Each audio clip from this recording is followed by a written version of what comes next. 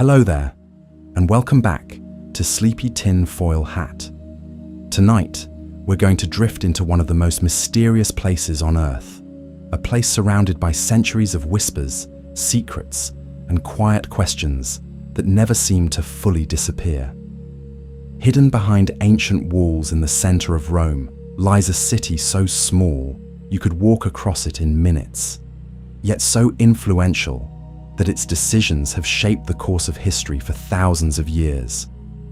A place where archives stretch deeper than most people realize, where traditions older than entire nations are still followed, and where stories circulate about things the public was never meant to see. Tonight, we're going to slowly wander through the shadows of the Vatican, exploring the quiet rumors, the hidden rooms, the forbidden texts, and the strange stories that have followed this place for generations. Some people see the Vatican as simply the center of the Catholic Church, a spiritual home visited by millions every year. Others see something more complicated, a place where power, history, and secrecy have always existed side by side. Over the centuries, there have been stories about locked libraries, documents that only a few people are allowed to read, and knowledge that may have been hidden away long ago. Whether those stories are true, exaggerated, or misunderstood, they have never really gone away. And tonight, we're not here to prove anything or disprove anything. We're just here to relax, to explore, and to let our minds wander through the possibilities together, one quiet story at a time. Before we begin, if you enjoy these slow, late-night journeys into strange history, hidden science, and mysteries people still argue about, make sure to subscribe to Sleepy Tin Foil Hat and leave a comment telling me where in the world you're listening from tonight. I always like seeing how far these videos travel while the rest of the world is asleep.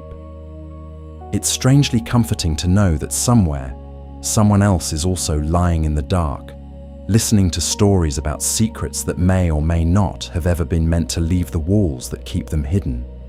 Now there's nothing you need to do. Just settle in. Let your shoulders loosen a little. Let your breathing slow down. The stories tonight don't need you to solve anything. You don't need to remember every detail. Just let the images come and go as they want to, like walking through a museum after closing time, when the lights are low and every hallway feels a little more mysterious than it does during the day. The Vatican has stood in one form or another for nearly 2,000 years, and during that time, it has watched empires rise, collapse, and disappear completely.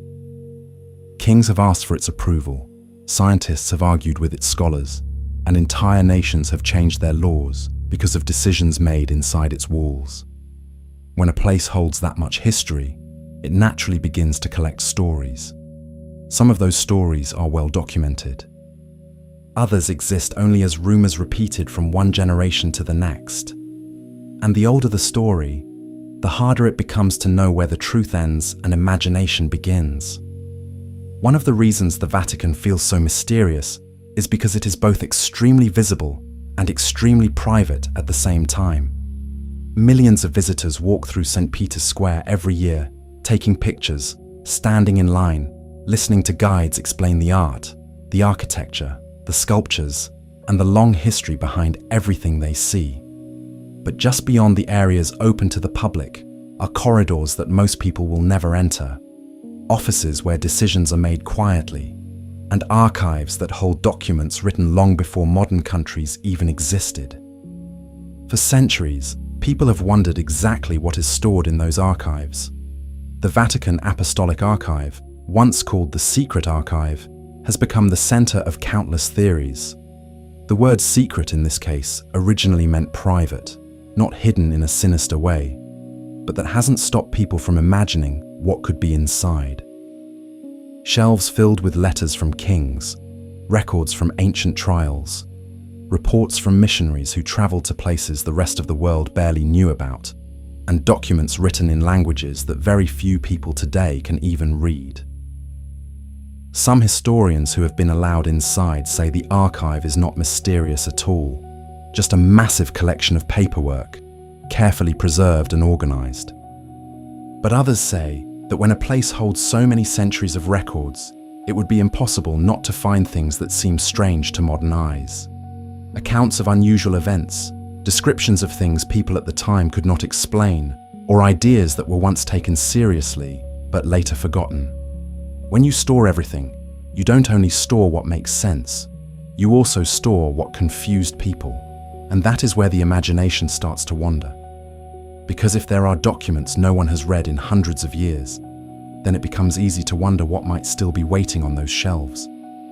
Stories about ancient knowledge, stories about discoveries that didn't fit the beliefs of the time, stories about things that were locked away simply because no one knew what to do with them.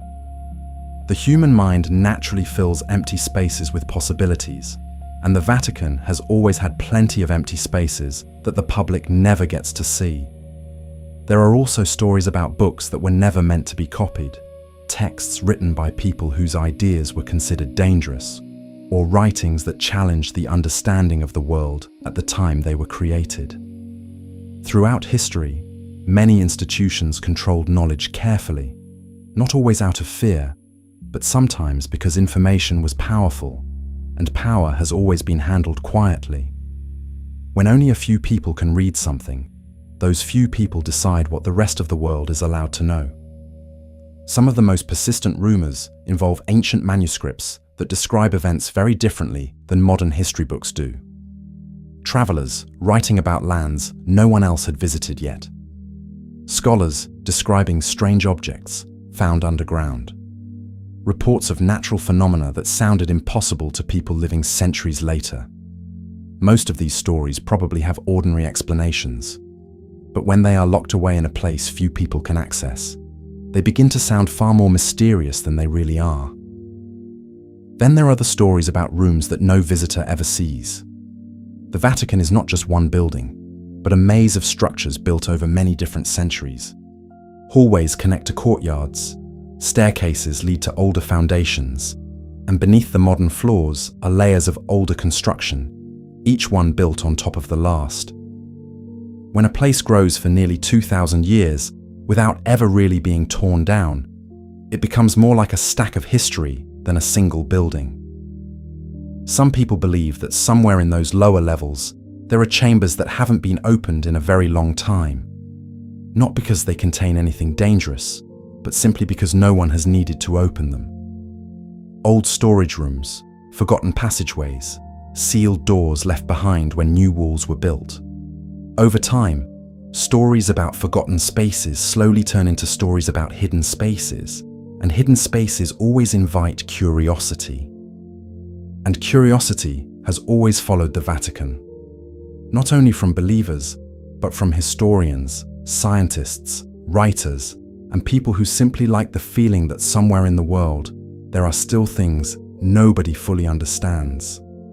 A place that old, that powerful, and that carefully guarded almost feels like it has to be hiding something, even if that something turns out to be nothing more than the past itself. As the centuries passed, the Vatican became not only a religious center, but also a place where knowledge from many different cultures passed through. Scholars translated texts, copied manuscripts, and preserved writings that might have disappeared if no one had taken the time to keep them safe. In some ways, the secrecy people talk about today may exist simply because so much history passed through those walls that no one person could ever know all of it. And when knowledge is scattered across thousands of years, written in dozens of languages, stored in miles of shelves, and protected by traditions older than most countries, it starts to feel less like a library and more like a puzzle that no one has completely solved yet.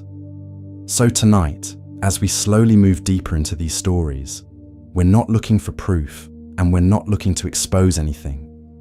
We're just walking quietly through the possibilities, the rumors, the half-forgotten records, and the strange ideas that have followed the Vatican for centuries, letting each one come into view for a moment before it fades back into the shadows where it came from.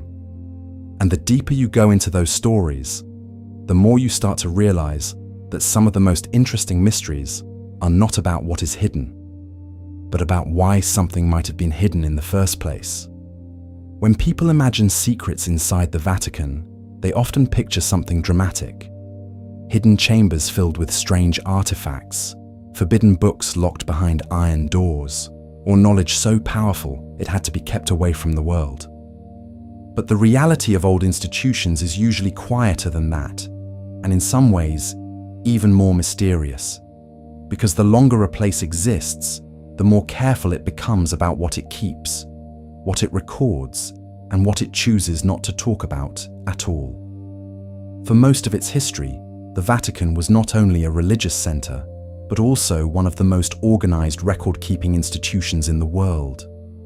Long before modern governments had national archives, the Church was writing things down, storing letters, copying manuscripts, and preserving documents from every corner of Europe and beyond. Every decision, every correspondence, every dispute, every agreement, all of it carefully written in ink on pages that were never meant to disappear. Over time, that habit created something enormous. Not just a library, but a memory of history itself, stored in rooms that grew larger with every century. Shelves added to shelves, boxes added to boxes, until the collection became so large that even the people responsible for protecting it could never read everything inside. This is one of the reasons the Vatican Apostolic Archive became surrounded by rumors. Not because people knew what was inside, but because no one could possibly know everything that was inside. When information reaches that scale, it stops feeling like a collection and starts feeling like a mystery, even if every single page is perfectly ordinary on its own. For hundreds of years, access to the archive was limited to a very small number of scholars. Not because the Church wanted to create suspense, but because old documents are fragile, and many of them are written in languages that only specialists understand. Latin, Greek, ancient dialects, handwritten scripts that look almost unreadable to modern eyes. To open those shelves to everyone would not only risk damaging them, it would also make it nearly impossible to keep track of what was being studied. Still, the word secret stayed attached to the archive for centuries, and words have a way of shaping imagination. Once people hear that something is secret, the mind begins to fill in the rest on its own. If a document is locked away, it must be important. If it is important, maybe it contains something unusual. And if it contains something unusual, maybe it was hidden for a reason. Some of the stories say the archive holds letters from rulers asking the Church for guidance on events that were never written into official history. Others say there are reports from early explorers describing lands and discoveries that did not match what people believed at the time. There are even rumors about texts that discuss strange natural phenomena, things that sounded impossible when they were first recorded, and were later forgotten because no one knew how to explain them. Whether any of those stories are true is difficult to say, but what is certain is that the archive contains an enormous amount of human history, and human history has never been simple. People in the past believed things that sound strange today.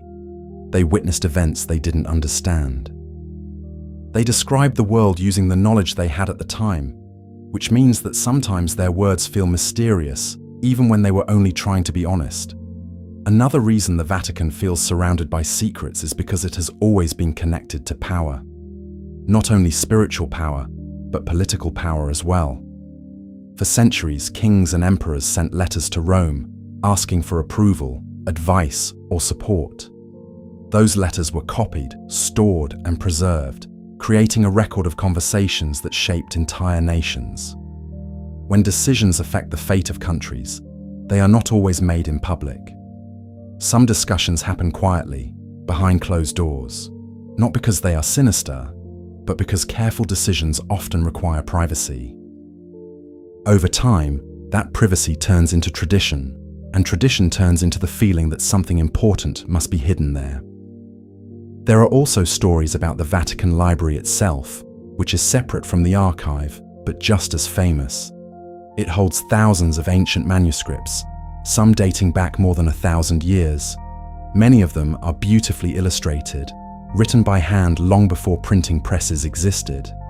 Others are simple records, copied by monks who spent their lives preserving knowledge one page at a time. Some visitors who have seen parts of the library describe it as less mysterious than people expect.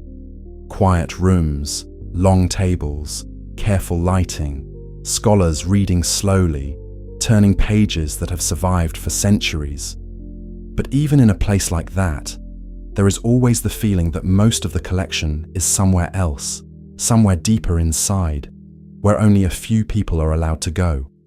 And that feeling is enough to keep the stories alive. One of the most persistent rumors says there are texts in the Vatican that describe events the Church never wanted to explain publicly. Not because the events were dangerous, but because they didn't fit the understanding people had at the time. In the past, knowledge moved slowly, and ideas that challenged tradition could cause confusion or fear. Sometimes the safest choice was simply to put the document away and leave it for another generation to understand. There are also stories about early scientific writings, notes from astronomers, mathematicians, and natural philosophers who studied the world long before modern science existed.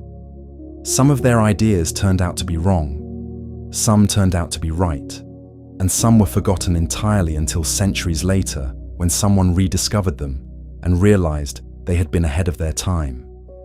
Because the Church existed during all of those centuries, many of those writings passed through its hands at one point or another. Not because the Vatican was trying to control science, but because it was one of the few places where books were copied, stored, and protected, when the rest of the world was often too unstable to preserve them. Still, the idea that ancient knowledge could be sitting on a shelf somewhere, unread for hundreds of years, is enough to make anyone wonder what might still be waiting there.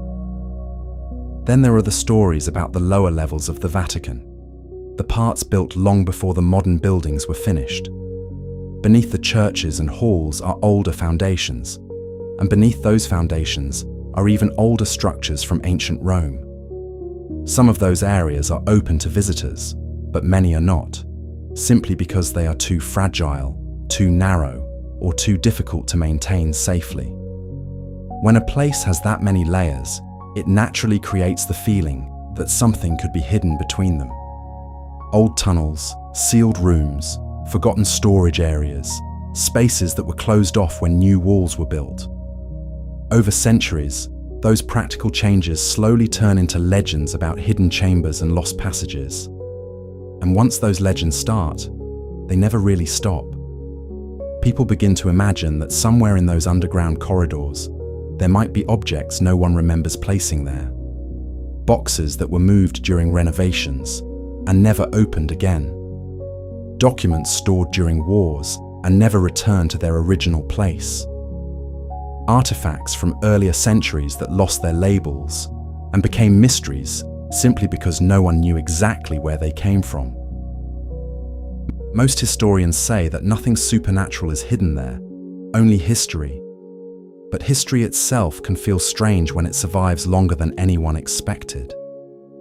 The longer you think about it, the more the mystery of the Vatican starts to feel less like a single secret, and more like the result of time itself.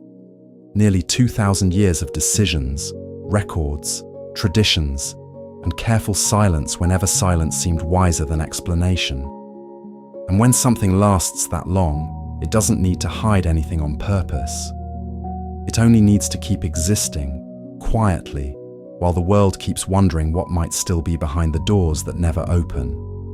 One of the reasons the Vatican has always been surrounded by stories is because it has seen things that very few places on Earth have witnessed. Wars that changed the map of the world, empires that vanished completely, discoveries that reshaped how people understood the universe. When a place remains standing while everything around it keeps changing, it begins to feel less like a building and more like a silent observer, watching history pass by without ever fully revealing what it has seen.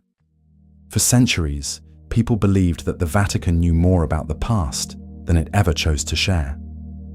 not necessarily because it wanted to hide the truth, but because knowledge has always been handled carefully, especially in times when information could cause panic, conflict, or loss of authority. In earlier centuries, even a new scientific idea could feel dangerous if it challenged the way people understood the world. During the Middle Ages, most books in Europe were copied by hand, and the Church was one of the few institutions with the time, the space, and the patience to preserve them. Monks spent years writing the same texts over and over, making sure they would survive long enough for the next generation to read them. Because of this, many ancient writings passed through church libraries at some point, including works from Greece, Rome, Egypt, and places even farther away. Some of those writings described the world in ways that sounded strange to later readers. Ancient scholars wrote about the movement of the stars, about unusual natural events, about creatures they believed existed, and about lands no one in Europe had ever seen. Most of those accounts were simply the best explanations people had at the time, but when those pages are read centuries later, they can sound almost like stories from another world. It didn't take long for rumors to grow around the idea that somewhere in the Vatican there might be texts that describe things modern history forgot, not because they were magical, but because they didn't fit the version of history that people became used to hearing. When a document survives long enough, it sometimes becomes more mysterious than the event it describes. There are also stories about records from early travelers and missionaries who went far beyond the borders of Europe. Some of them wrote letters describing cultures, technologies, and beliefs that seemed impossible to the people reading them back home. In a time when most people never traveled more than a few miles from where they were born, even an accurate description of a distant land could sound unbelievable. Those letters were often stored, copied, and preserved, which means that somewhere in the Vatican's collections, there are likely thousands of pages describing parts of the world exactly as they were seen centuries ago, before maps were complete, before science had clear explanations, and before the modern world decided which stories were worth remembering and which ones were easier to forget. Another reason the Vatican feels mysterious is because it has always taken tradition very seriously. Some institutions change quickly, but the Church moves slowly, sometimes over decades, sometimes over centuries. Rules that were created hundreds of years ago can still be followed today, simply because they have always been followed. When something is done the same way for a long time, it begins to feel intentional, even if it started for a very simple reason. Doors stay closed because they were always closed. Rooms stay private because they were always private. Records stay protected because they were always protected. Over time, those habits create the impression that there must be something important behind them, even when the real reason is only tradition. Still, tradition itself can create secrets without anyone planning to create them. If a document is placed in storage and no one looks at it for 100 years, it doesn't disappear. It simply becomes unknown. After 200 years, it becomes forgotten. After 500 years, it becomes the kind of thing people start telling stories about, because anything that old feels like it must have something unusual inside. There are also stories about objects, not just books. Gifts given to the Church by kings, explorers, and wealthy families over many centuries. Some of those gifts were works of art. Some were religious artifacts. Some were things brought back from distant parts of the world, objects that looked strange to European eyes at the time. Most of these items are catalogued and preserved carefully, but in a collection that large, it's easy to imagine that some things might have been stored away and rarely seen again. Not because anyone wanted to hide them, but because there were simply too many things to keep track of perfectly. When people think about hidden artifacts, they often imagine something dramatic, like a relic with supernatural power, or an object connected to a story no one was supposed to know. In reality, the truth is usually quieter. The real mystery comes from the fact that history leaves things behind, and not every object keeps its explanation attached to it forever. Another source of stories comes from the Vatican's connection to astronomy. For hundreds of years, the Church supported astronomers who studied the sky, trying to understand how the universe worked. Observatories were built, records were kept, and scientists wrote careful notes about what they saw. Some people are surprised to learn that the Vatican still has an observatory today, and that priests have studied mathematics, physics, and astronomy for centuries. But in earlier times, when science and religion were often seen as separate worlds, the idea that the Church was quietly recording observations about the universe made people wonder what else might have been discovered along the way. Whenever knowledge is collected over a long period of time, it creates the feeling that somewhere in the records, there might be ideas that were never fully explained. Observations that didn't make sense at the time, questions that no one knew how to answer, notes written down and stored away because the people studying them had no way to prove what they were seeing. And once that idea exists, it grows on its own.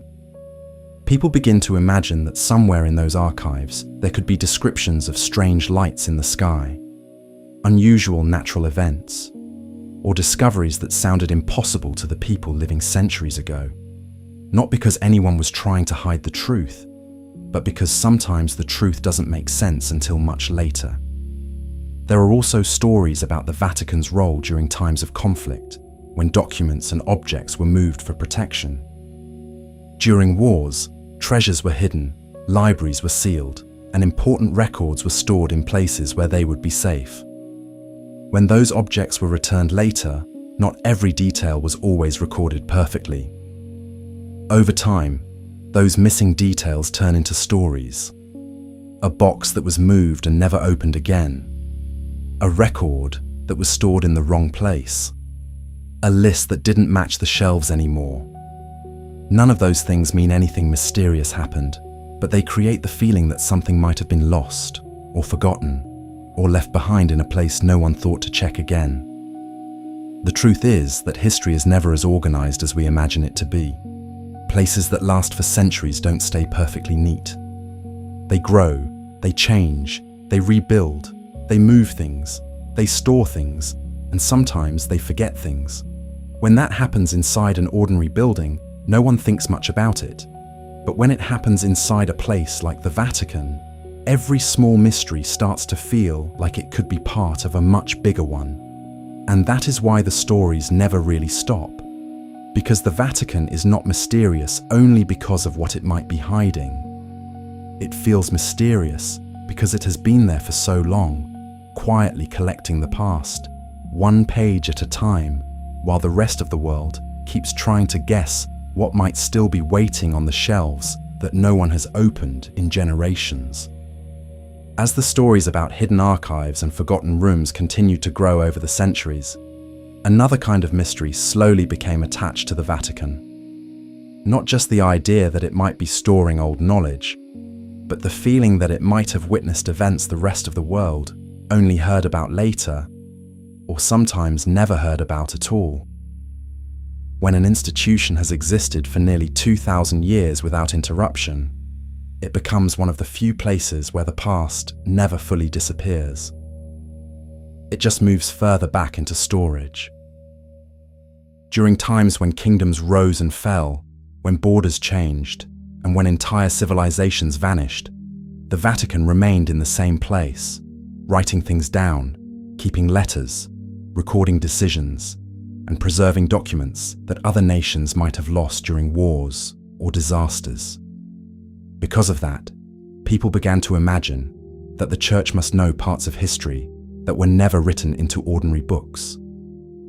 Some of those ideas come from real events. There are documents in the Vatican that historians use to understand moments in history that would otherwise be unclear. Letters from rulers, reports from ambassadors, notes from scholars who lived during times when very few people were writing anything at all. When you gather that much information in one place, it naturally creates the impression that the full story of the world might exist somewhere in those shelves, even if no one has ever read it all. And once that thought appears, it becomes easy to imagine that there might be things recorded there that never became public, not because anyone wanted to hide them, but because history does not always move in a straight line. Sometimes events are confusing, sometimes they are misunderstood, and sometimes they are simply forgotten when the world moves on to something else. There are also stories about moments when knowledge itself was uncertain. In earlier centuries, people did not always agree on how the universe worked, how the earth moved, or even how old the world really was. Scholars argued, scientists experimented, and religious leaders tried to understand discoveries that did not always fit the beliefs people were used to. Because the Church was one of the main centers of learning in Europe for a long time, many of those debates passed through the Vatican in one form or another. Letters were written, ideas were discussed, and records were kept, even when the conclusions were not clear. Some of those discussions later became famous, but many others stayed in the background, recorded quietly, and stored away. This is one of the reasons people sometimes imagine that the Vatican must contain documents about discoveries that were never fully explained. Notes from early astronomers who saw things they didn't understand. Writings from philosophers who asked questions people were not ready to answer yet. Reports from travelers who described places that sounded impossible to the people reading about them at the time. In reality, most of those records are probably ordinary by modern standards. But when you think about how different the world looked hundreds of years ago, even ordinary observations can sound strange today. A comet, an eclipse, or a rare natural event could seem like something mysterious if the people writing about it didn't have the words to explain what they were seeing. Another part of the mystery comes from the way the Vatican has always balanced openness with privacy. Some parts of its history are very public. Visitors can walk through museums, see artwork that has been preserved for centuries, and stand inside buildings that have been used for generations. But at the same time, there are areas that remain closed, not because they contain secrets, but because they are still working parts of the institution. Offices where people are doing their jobs, rooms where records are stored, spaces that were never meant for visitors. In any large organization, there are places that only certain people are allowed to enter. But when the organization is as old as the Vatican, those ordinary restrictions can start to feel like something more mysterious. There are also stories about the times when the Vatican had to protect what it had. During wars, invasions, and political conflicts, important objects and documents were sometimes moved to safer locations. Libraries were sealed, archives were locked, and valuables were hidden to keep them from being destroyed or stolen. When those moments passed, most things were returned, but not every detail was always recorded perfectly. Over time, small gaps in the record can turn into big questions. A document listed in one inventory, but not in another. A box mentioned in a letter, but never described again. A room that existed in an older plan of the building, but no longer appears in the newer one.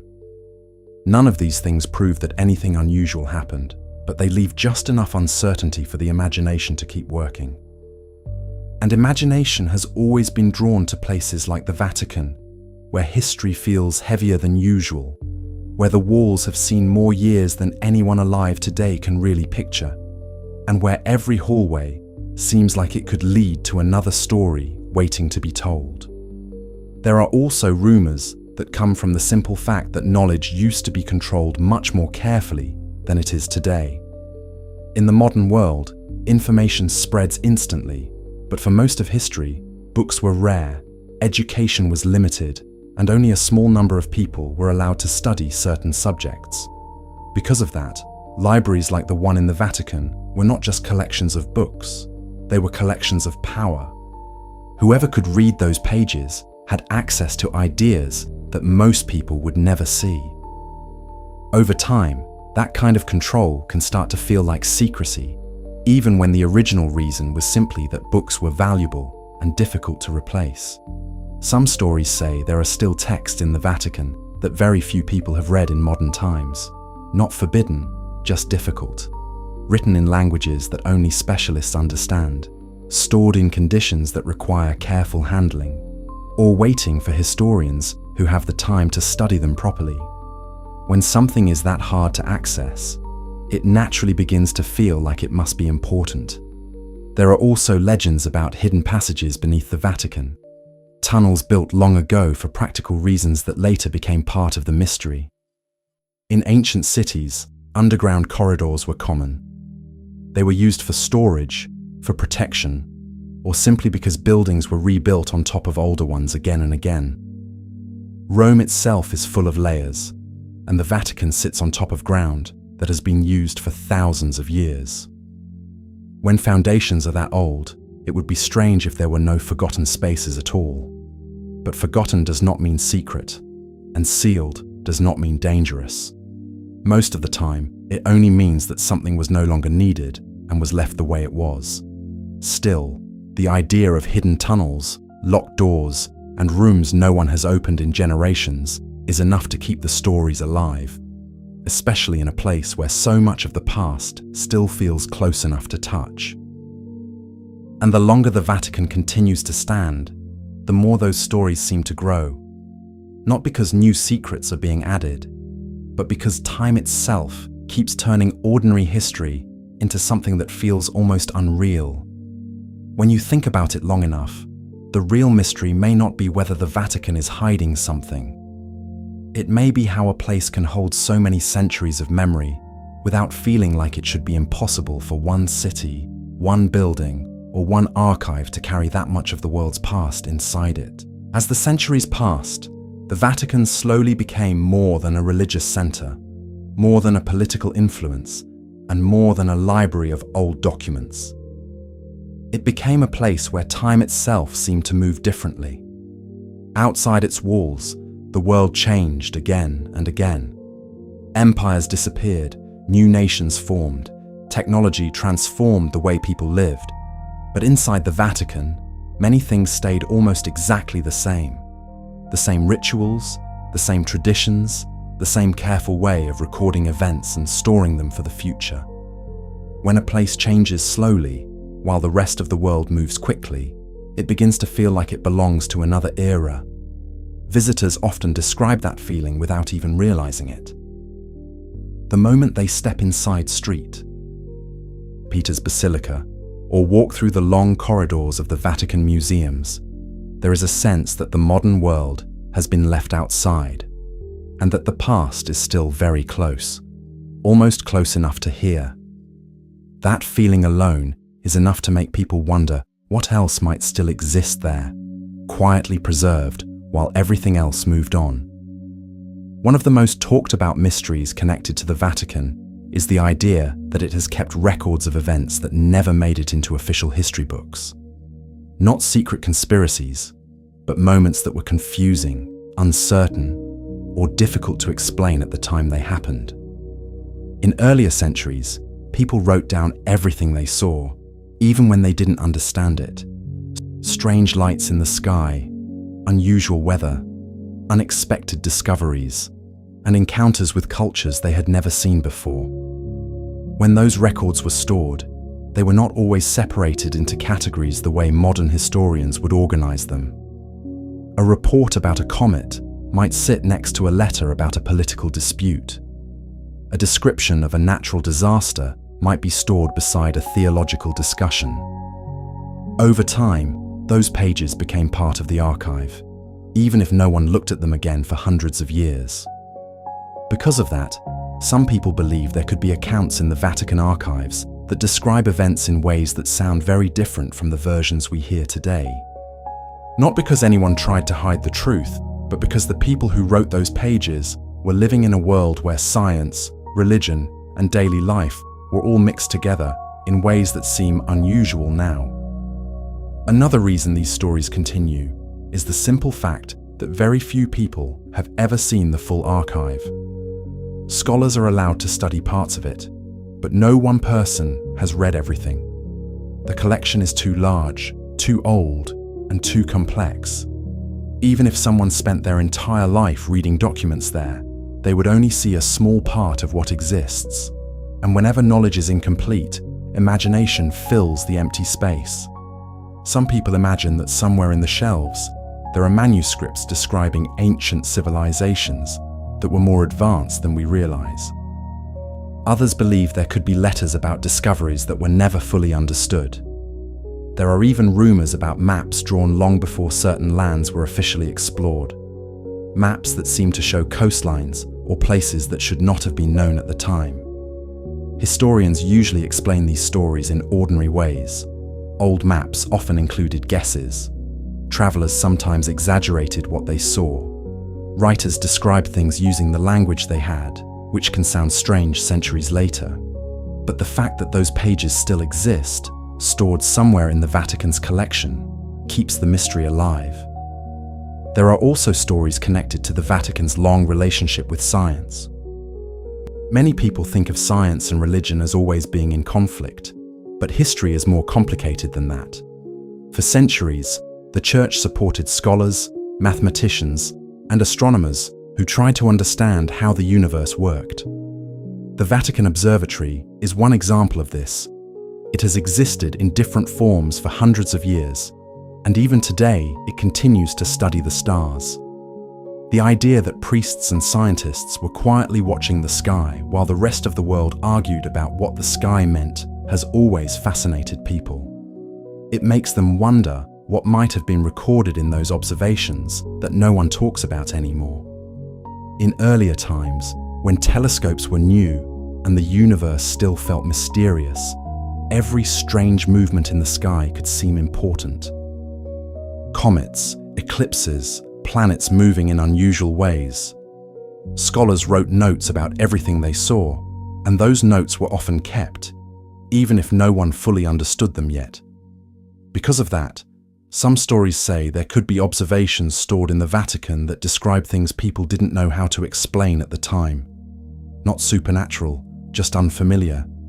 The kind of events that only make sense much later, after science has caught up with what someone wrote down centuries before. Another source of mystery comes from the Vatican's connection to ancient Rome itself. Long before the Church existed, the land where the Vatican stands was part of the Roman world. Temples, roads, and buildings once stood there, and over time they were buried, rebuilt, and built over again. Even today, archaeologists continue to discover older structures beneath newer ones. Walls from one century hidden under floors from another. Rooms sealed when new construction covered them.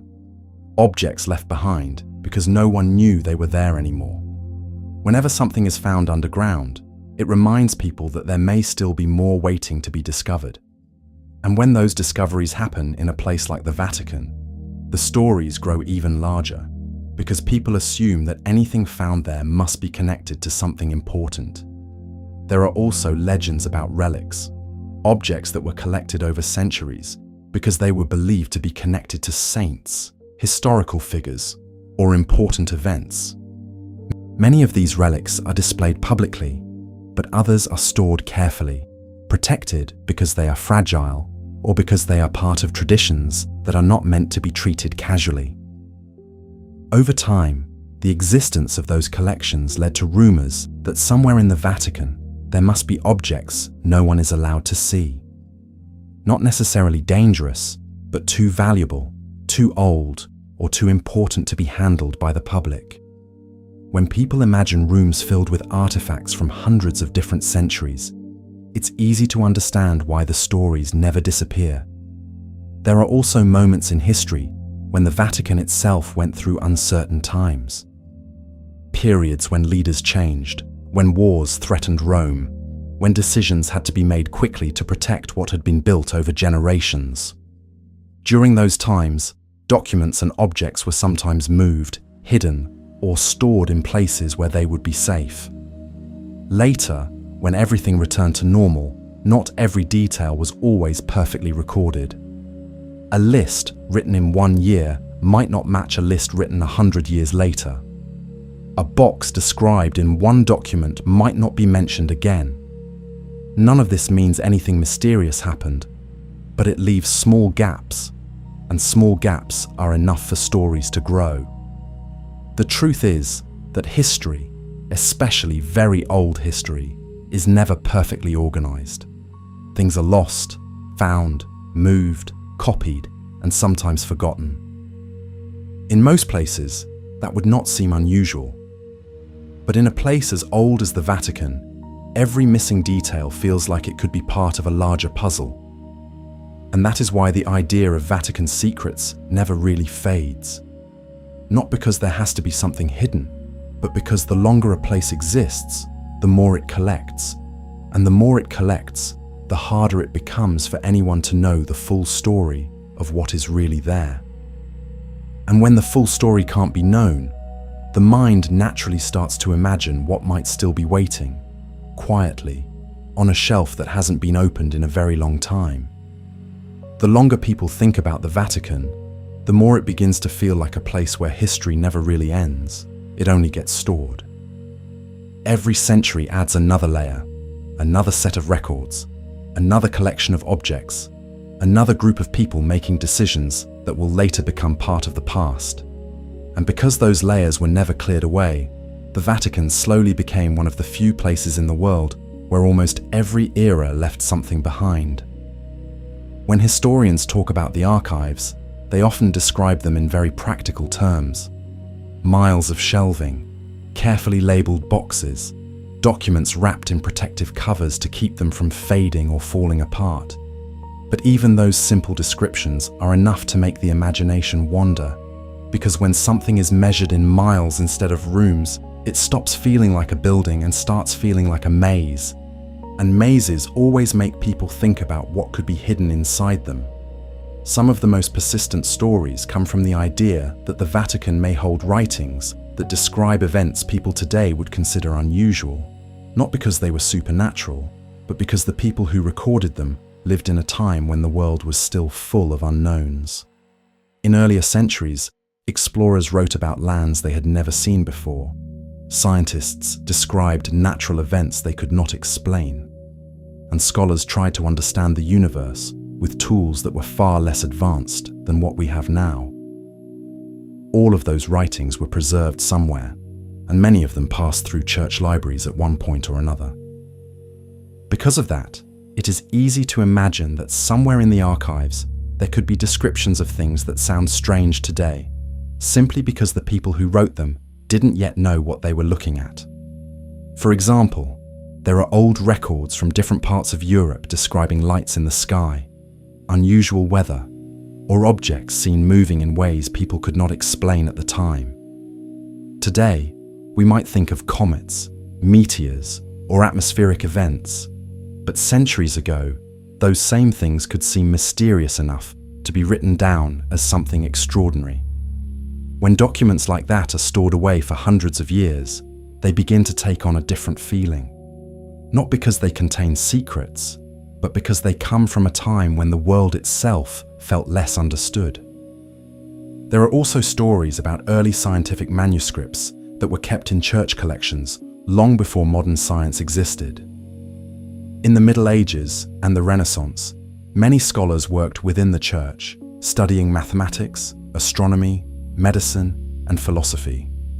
They wrote careful notes about what they observed, sometimes reaching conclusions that were ahead of their time, and sometimes making mistakes that later generations would correct. Because those writings were preserved, it means that the Vatican holds a record of how people slowly learned to understand the world. And when you think about that, it becomes easy to imagine that there might be ideas in those pages that were never fully explored, theories that were written down and then forgotten, waiting for someone centuries later to notice them again. Another part of the mystery comes from the fact that the Vatican has always been careful about how its records are handled. Not secretive in the way people often imagine, but protective. Old documents are fragile, and some of them are so valuable that they can only be touched under very controlled conditions. Access is limited, not because of what the pages say, but because time has made them delicate. Still, when people hear that access is limited, the mind immediately starts to wonder why. It's easy to forget that in earlier centuries, information itself was rare. Books were expensive. Paper had to be made by hand. Ink had to be prepared carefully. A single manuscript could take months or years to create. Because of that, libraries were treated almost like treasure rooms, and the people responsible for them guarded their contents very seriously. Over time, that habit of protection never really went away. Even today, the Vatican Library and Archive follow rules that seem strict compared to modern public libraries. But those rules come from a time when losing a book meant losing knowledge forever. There are also stories about sealed sections of the archive, places where documents are kept but rarely studied. Historians usually explain this in simple ways. Some collections are too large to catalogue completely. Some languages are difficult to translate. Some documents are waiting for specialists who have the time and training to work with them. But to people outside that world, the idea of sealed shelves sounds like something more mysterious. It creates the image of boxes that haven't been opened in centuries, pages no one has read in generations, records that belong to a time so different from ours that they almost feel like messages from another world. The Vatican's long connection to ancient Rome adds another layer to these stories. The ground beneath the city has been used for thousands of years, and every time something new was built, something older was buried underneath. Roads, walls, rooms, and foundations from earlier centuries still exist below the modern buildings, sometimes discovered only when repairs or construction reveal them. Archaeologists working in Rome often describe the city as a place where history is stacked on top of itself, layer after layer. The Vatican is no different. Beneath the churches and halls are older structures, and beneath those are remains from the Roman world, and beneath that, even older ground that has seen more years than anyone can really imagine. When people hear that there are underground levels beneath the Vatican, they often imagine hidden tunnels or secret chambers. In reality, most of those spaces are simply old foundations or burial areas that were covered when new buildings were constructed. But the idea that there could still be rooms no one has opened in a very long time is enough to keep the mystery alive. There are also legends about objects stored away during dangerous times. During wars or invasions, important documents and artifacts were sometimes hidden to keep them safe. When the danger passed, most of those items were returned to their places, but history is never perfectly neat. Lists get lost, labels fade, boxes are moved from one room to another. Over centuries, even small mistakes can turn into stories. A record mentions an object that no one can find. An inventory lists something that isn't where it should be. A room appears on an old map of the building, but doesn't seem to exist anymore. None of these things mean anything extraordinary happened, but they create just enough uncertainty for imagination to take over. And imagination has always been drawn to places where the past feels heavy.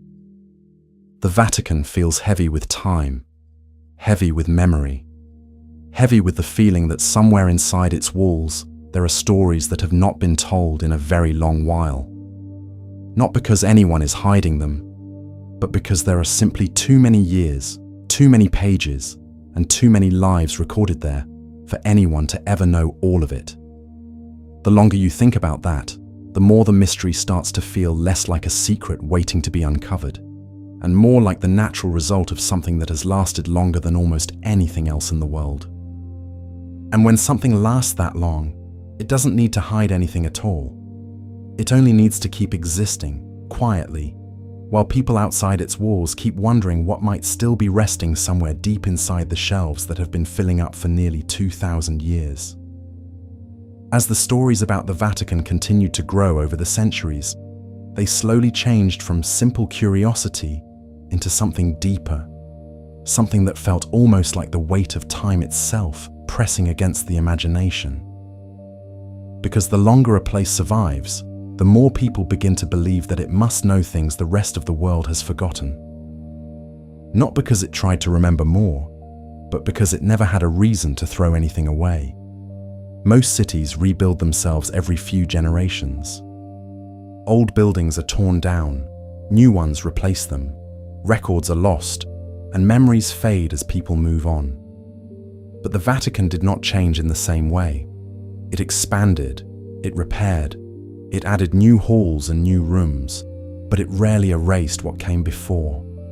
The result is a place where the past never fully disappears. It only moves further inside, further back, further down into storage. And when history is stored instead of erased, it begins to feel like there must be things there that no one fully understands anymore.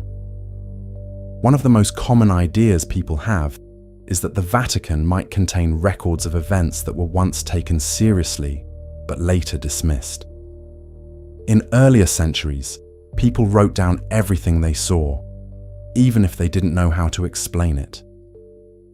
Strange weather, unusual lights in the sky, unexpected discoveries in the ground, reports from travelers who described lands that sounded impossible to the people reading their letters back home.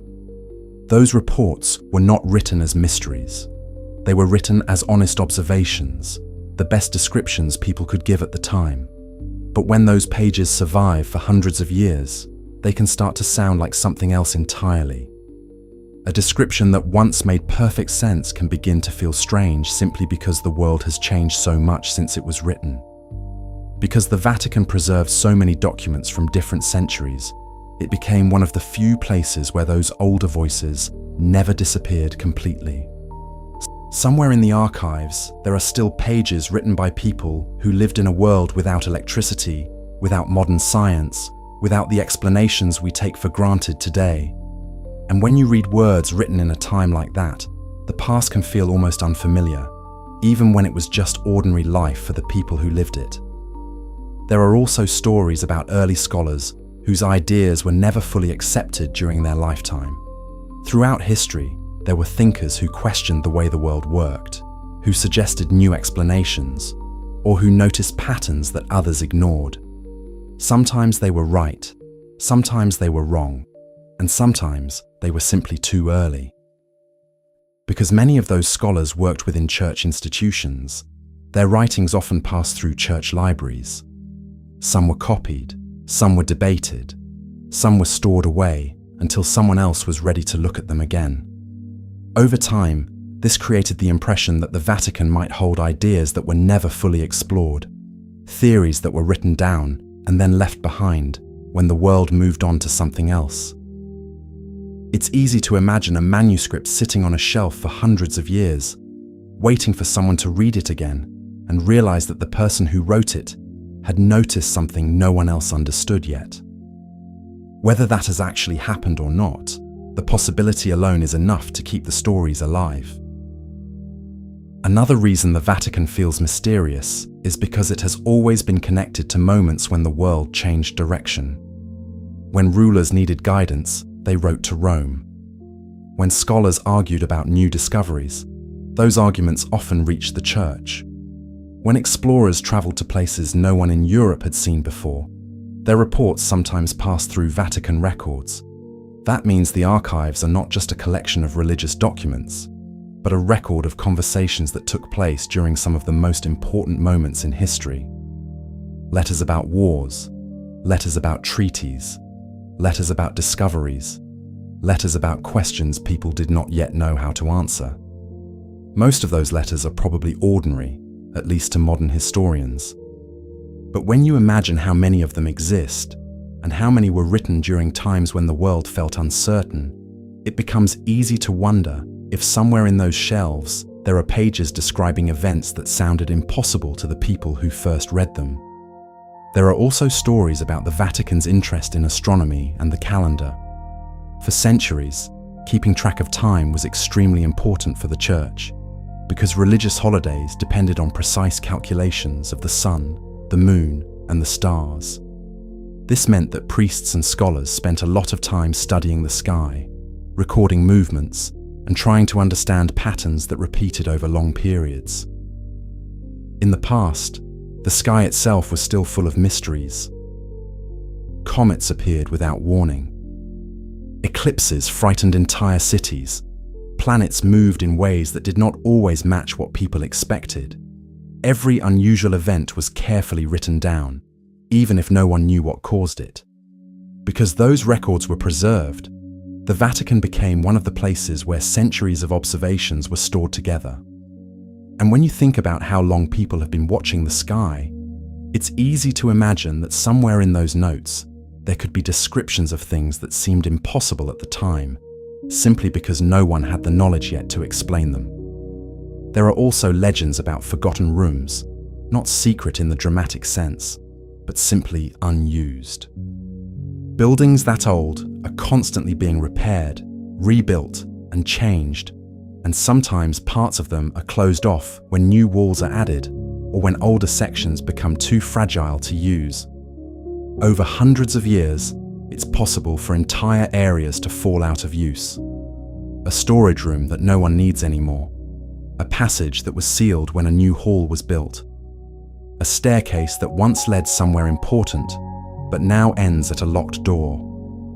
Most of the time, these things are perfectly ordinary, but when people hear that a place as old as the Vatican has closed sections, they start to imagine that something must be hidden there. Not because anyone said it was, but because the idea of a forgotten space feels like the beginning of a story. There are also stories about times when the Vatican had to protect its collections during dangerous periods. Wars, invasions, political conflicts, moments when the safest choice was to move important objects somewhere secure and wait until the danger passed. During those times, documents were packed, relics were stored, and libraries were locked. When everything returned to normal, most things went back to their places. But history is rarely perfect. A list might not match the shelves exactly. A record might mention something that was moved and never listed again. Over time, those small details become the kind of mysteries people talk about long after the people who made the decisions are gone. And that may be the real reason the Vatican feels so full of secrets.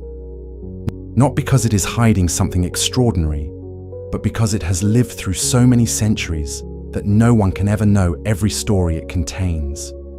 Too many pages, too many rooms, too many years, all resting in one place that never stopped collecting the past. When you think about it that way, the mystery stops feeling like a puzzle waiting to be solved, and starts feeling like the natural result of time itself, slowly filling shelves, closing doors, and leaving behind just enough unanswered questions to keep the imagination awake long after the lights go out. As the centuries continued to pass, the Vatican slowly became one of the few places in the world where the past never really felt finished. In most parts of history, events happen, people write about them, and then the world moves on. But inside the Vatican, very little was ever thrown away. Letters were kept, records were copied, decisions were written down, and objects were stored carefully, sometimes without anyone knowing how important they might seem hundreds of years later. Because of that, the Vatican began to feel less like a building and more like a memory that never stopped growing. When historians describe the archives today, they often talk about how impossible it would be for any single person to know everything that is inside. The collection is simply too large, too old, and too complicated. There are documents written in languages that very few people can read anymore, notes written in handwriting that takes practice to understand, and records from times when the world itself looked completely different.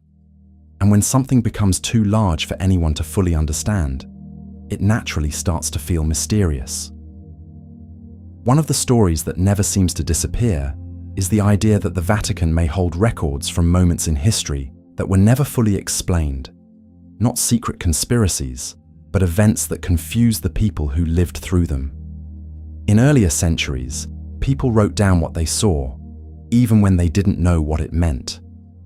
Strange natural events, unusual lights, unexpected discoveries in the ground, and stories brought back by travelers who had seen parts of the world most people could not imagine. Those reports were stored along with everything else, because no one at the time knew which pages would matter in the future. And that means, somewhere in the archives there are probably descriptions of things that sounded impossible when they were written, but only because the people writing them did not yet have the knowledge we have today. For example, there are old records from different parts of Europe describing objects in the sky that moved in ways people could not explain.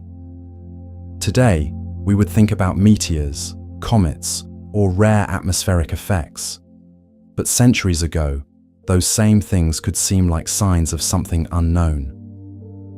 The people who saw them wrote careful descriptions, not to create mysteries, but simply to remember what happened. When those descriptions survive for hundreds of years, they start to feel different. The words come from another time, another way of thinking, another world where the line between the known and the unknown was much closer than it is now. There are also stories about the Vatican keeping letters from explorers who traveled far beyond the places most Europeans had ever seen. When ships began reaching new continents, the reports that came back often sounded unbelievable. Descriptions of animals no one had heard of, lands with strange climates, cultures with customs that felt unfamiliar to people reading about them for the first time.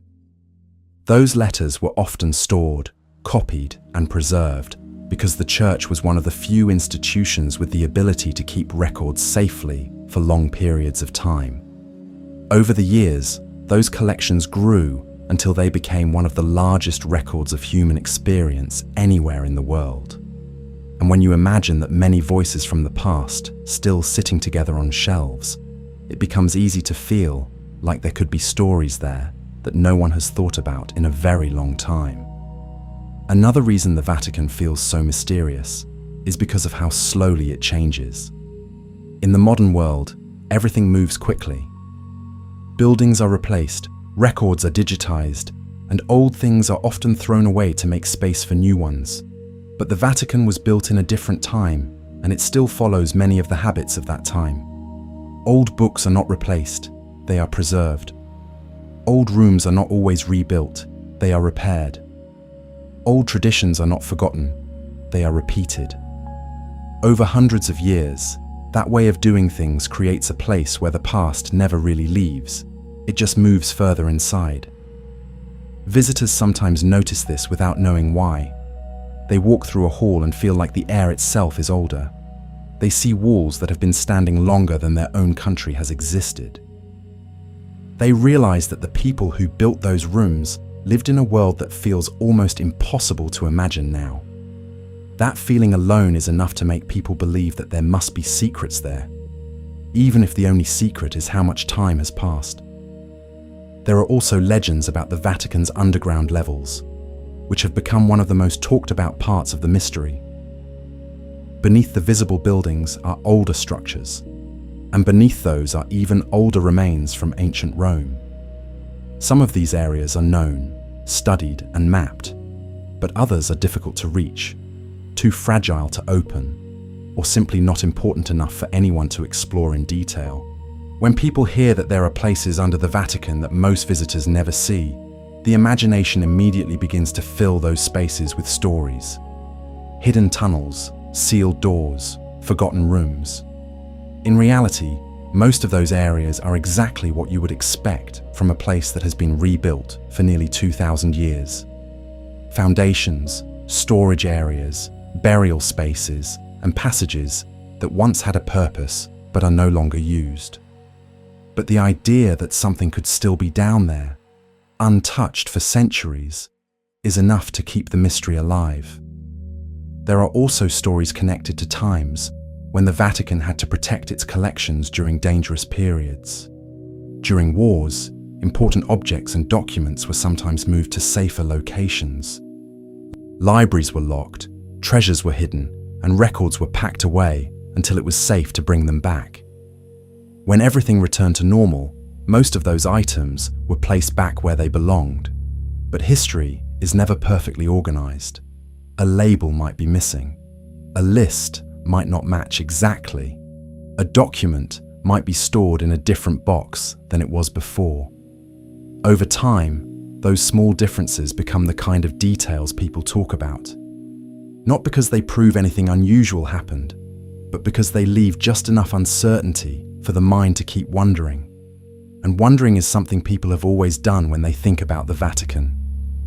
Not because it looks mysterious, but because it has existed for so long that it feels impossible for any one person to know everything that has happened inside its walls. Too many centuries, too many records, too many voices from the past, still sitting quietly in the dark, waiting for someone who may never come to read them again. The longer you think about that, the more the mystery stops feeling like a secret someone is hiding, and starts to feel like the natural result of a place that never stopped remembering. And when a place remembers everything, it begins to feel like it must know more than it will ever say. The more you think about the Vatican, the more the mystery seems to come not from any single story, but from the sheer amount of time that has passed inside its walls. Almost every generation has added something.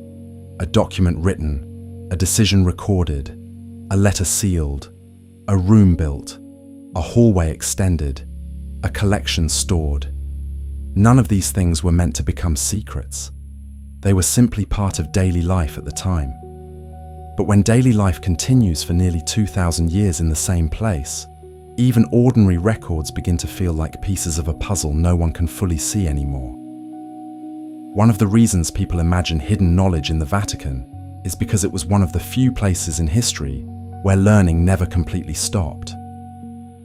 During times when wars destroyed libraries, when cities burned, when kingdoms collapsed, the Church often kept copying books, storing manuscripts, and preserving writings that might have disappeared forever if no one had taken the time to keep them safe.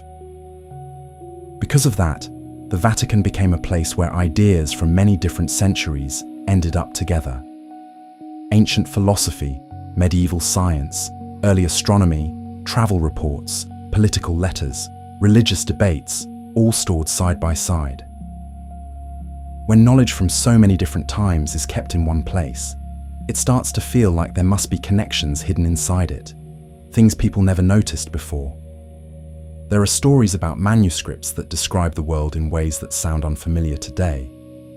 Not because they were wrong, but because the people who wrote them lived in a time when the world was still being discovered piece by piece.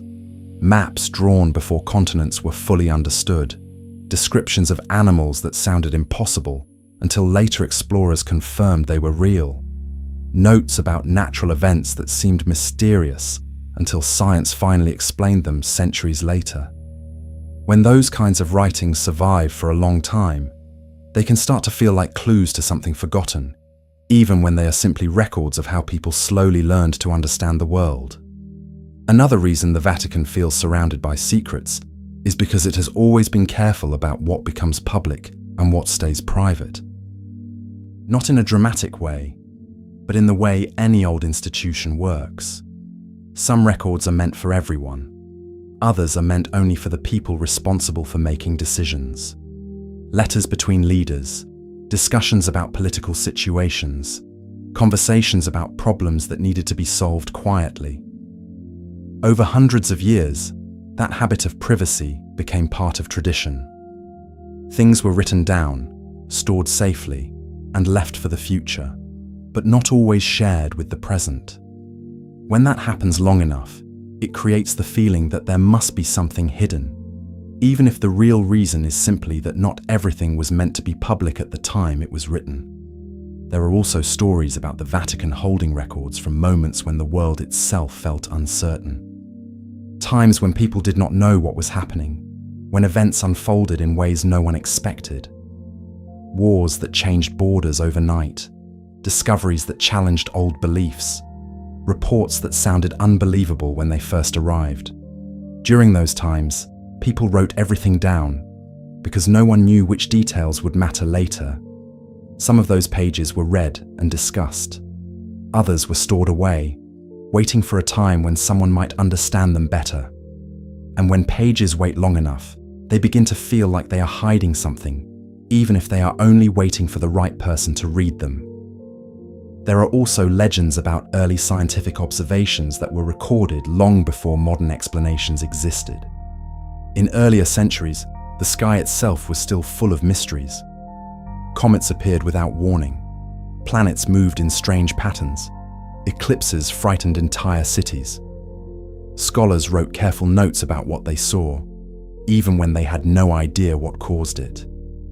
Because the Church supported astronomy for practical reasons, especially for keeping track of the calendar, many of those observations were preserved. And when you imagine centuries of notes about the sky sitting together in one place, it becomes easy to wonder if somewhere in those pages there are descriptions of things people at the time could not explain. Not supernatural, just unfamiliar. But unfamiliar things have always been enough to start stories. There are also stories connected to the idea that some knowledge was considered too confusing for the time it was discovered. In earlier centuries, new ideas could cause fear simply because people were not ready to understand them yet. Sometimes it was easier to set a document aside than to argue about it, not to hide the truth, but to wait until the world was ready to hear it. Whether that really happened often or not, the idea has stayed alive for hundreds of years. The thought that somewhere in the archives there might be writings that were too strange, too difficult, or too unexpected for the people who first read them. And now they sit on a shelf, waiting for someone who may never even know they are there. The Vatican's long connection to ancient Rome also adds to the feeling that the ground itself could still be holding stories. The city has been built and rebuilt so many times that older structures still exist beneath newer ones. Walls from one century hidden under floors from another. Rooms sealed when buildings were expanded. Passages closed when they were no longer needed. Archaeologists sometimes discover these places by accident, when repairs or construction reveal something no one knew was there. Most of the time, the discoveries are ordinary pieces of history, but each time something new is found, it reminds people that there could still be more waiting underground, untouched for hundreds or even thousands of years. And when the place where something is discovered is the Vatican, the imagination grows even stronger, because people expect something ancient to feel mysterious, even when it is simply old. There are also stories about objects given to the Church over the centuries. Gifts from kings, travelers, scholars, and wealthy families. Some of these objects became famous relics, displayed and studied. Others were stored carefully and rarely seen, not because they were secret, but because they were fragile, valuable, or part of traditions that were not meant to be treated casually. Over time, the existence of those collections created the idea that somewhere there must be rooms filled with things no one talks about. Not because they are dangerous, but because there are simply too many to show, too many to explain, too many to fit into the version of history most people are used to hearing. And that may be the real reason the Vatican feels like a place full of secrets. Not because there is one hidden truth waiting to be found, but because there are thousands of small pieces of the past stored together in one place, and no one alive today has seen all of them. When history gathers in one place for long enough, it begins to feel like something alive, something that remembers more than anyone can ask, and something that will always keep a few stories to itself, simply because there are too many to tell. By the time you reach this point in the story, the mystery of the Vatican starts to feel less like a question with an answer, and more like a feeling that never completely goes away. A place that has stood for so long begins to seem like it must be holding something, even if no one can say exactly what that something is. Not a single secret, not one hidden object, but the quiet weight of centuries stacked on top of each other, layer after layer, until the past itself starts to feel like it has its own presence. One of the reasons this feeling never fades is because the Vatican has always existed at the center of moments when the world was uncertain. When people didn't know what would happen next, when discoveries changed what everyone believed, when wars or disasters forced decisions that had never been made before. During those times, letters were written, records were kept, and documents were stored, not knowing which of them would matter later. When those documents survive, they carry with them the confusion of the time they were written. A report written during a plague, when no one knew what caused it. A letter describing a strange natural event, when science did not yet have the words to explain it. A message from a traveler who had seen something that sounded impossible to the people reading it back home. None of those things were secrets when they were written. They were simply attempts to understand the world. But when those pages are read centuries later, they can sound mysterious, not because the truth was hidden, but because the world has changed so much since then.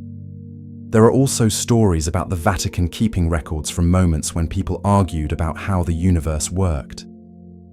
In earlier centuries, new ideas could take a long time to be accepted. Scholars debated, scientists tested their theories, and religious leaders tried to decide how new knowledge fit with what people already believed. Because the Church was involved in education for so long, many of those debates passed through its libraries and archives. Letters between scholars, notes from observations, calculations written by hand, all stored together.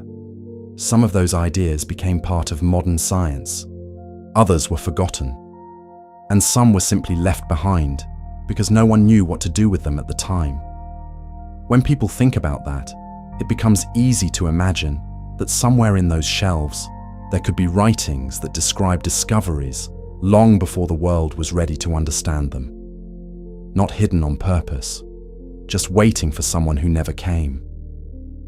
Another reason the Vatican feels surrounded by mystery is because it has always been careful about how it speaks about the past. Not everything that happens becomes part of public history. Sometimes events are recorded only for the people responsible for dealing with them. Sometimes details are left out, not to hide anything, but because they seemed unimportant at the time. Over hundreds of years, those small choices add up. A document written for one purpose is stored and never read again. A report that seemed ordinary is placed in a box with thousands of others. A letter that answered a question long ago stays on a shelf long after the question itself has been forgotten.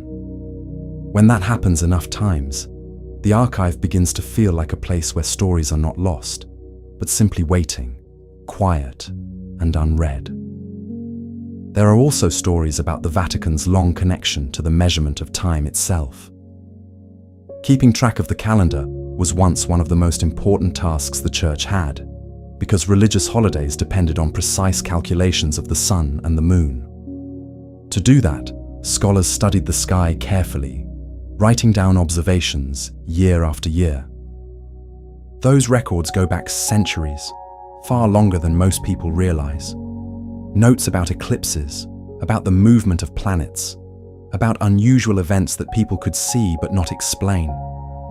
Today we understand most of those things, but when they were first written down, they could seem almost impossible. Because those observations were preserved, the Vatican became one of the places where the sky was recorded longer than almost anywhere else. And when people think about centuries of notes about the stars sitting together in one place, they start to imagine that somewhere in those pages, there might be something unusual, something that did not fit what people believed at the time. Not because anyone wanted to hide it, but because sometimes the world reveals things slowly, and the first person to see something does not always know what they are looking at. There are also stories about the Vatican during times of danger, when important objects and documents had to be protected. During wars, the safest choice was often to hide valuable things until the danger passed. Libraries were locked, records were moved, relics were placed in secure rooms where no one could reach them. When everything returned to normal, most of those things were put back where they belonged, but history is never perfectly organized. A list written in one century might not match the shelves in another. A document mentioned in one record might not appear again. A box stored in a hurry might stay in the wrong place for longer than anyone expected. Over time, those small details turn into stories, and stories turn into legends, especially in a place where people already believe there must be something hidden. Another part of the mystery comes from the simple fact that the Vatican was built on top of older worlds.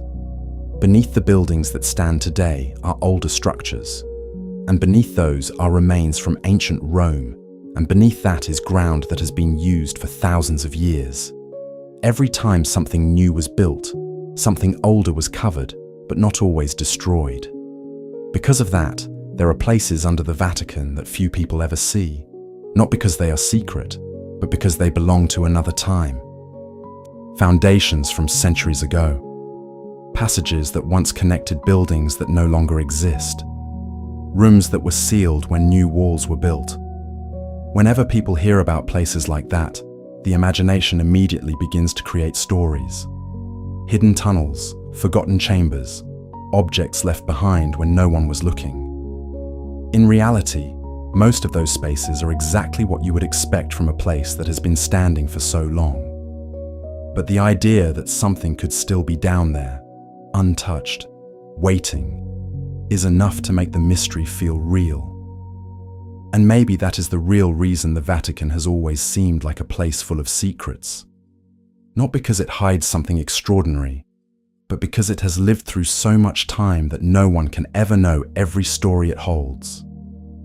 Too many years, too many records, too many voices from the past, all resting together in one place that never stopped remembering.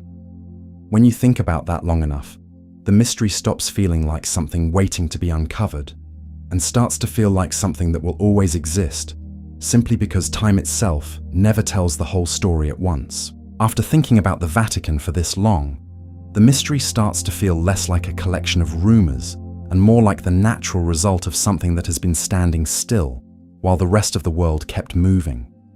Most places change so quickly that the past disappears almost as soon as it happens. Old buildings are replaced, old papers are thrown away, and old stories fade as new ones take their place. But inside the Vatican, very little was ever meant to disappear. Almost everything was written down, stored, and kept, sometimes for reasons that made sense at the time, and sometimes simply because no one saw a reason to destroy it. When that continues for nearly 2,000 years, the result is not just an archive, but a kind of memory that has grown so large that no one can see all of it at once. That alone is enough to make people believe there must be secrets there. Not the kind of secrets you find in movies, with hidden doors and forbidden knowledge, but the quieter kind. The kind that comes from knowing there are records that no one has read in centuries, rooms that no one has needed to open, and stories that were written for people who lived in a world completely different from the one we know today. One of the reasons these stories never disappear is because the Vatican has always been present during moments when people felt uncertain about the future. When the world changed suddenly, when new discoveries challenged old ideas, when events happened that no one knew how to explain. During those times, people wrote letters, kept reports, and tried to record what they were seeing, even if they did not understand it. Those pages were stored with everything else, not knowing which ones would matter later. And when they are read hundreds of years afterward, they sometimes sound strange, not because they describe something impossible, but because the people who wrote them did not have the same knowledge we have now. There are old records describing natural events that seemed frightening at the time. Sudden darkness during the day, strange colors in the sky, unexpected movements of the stars.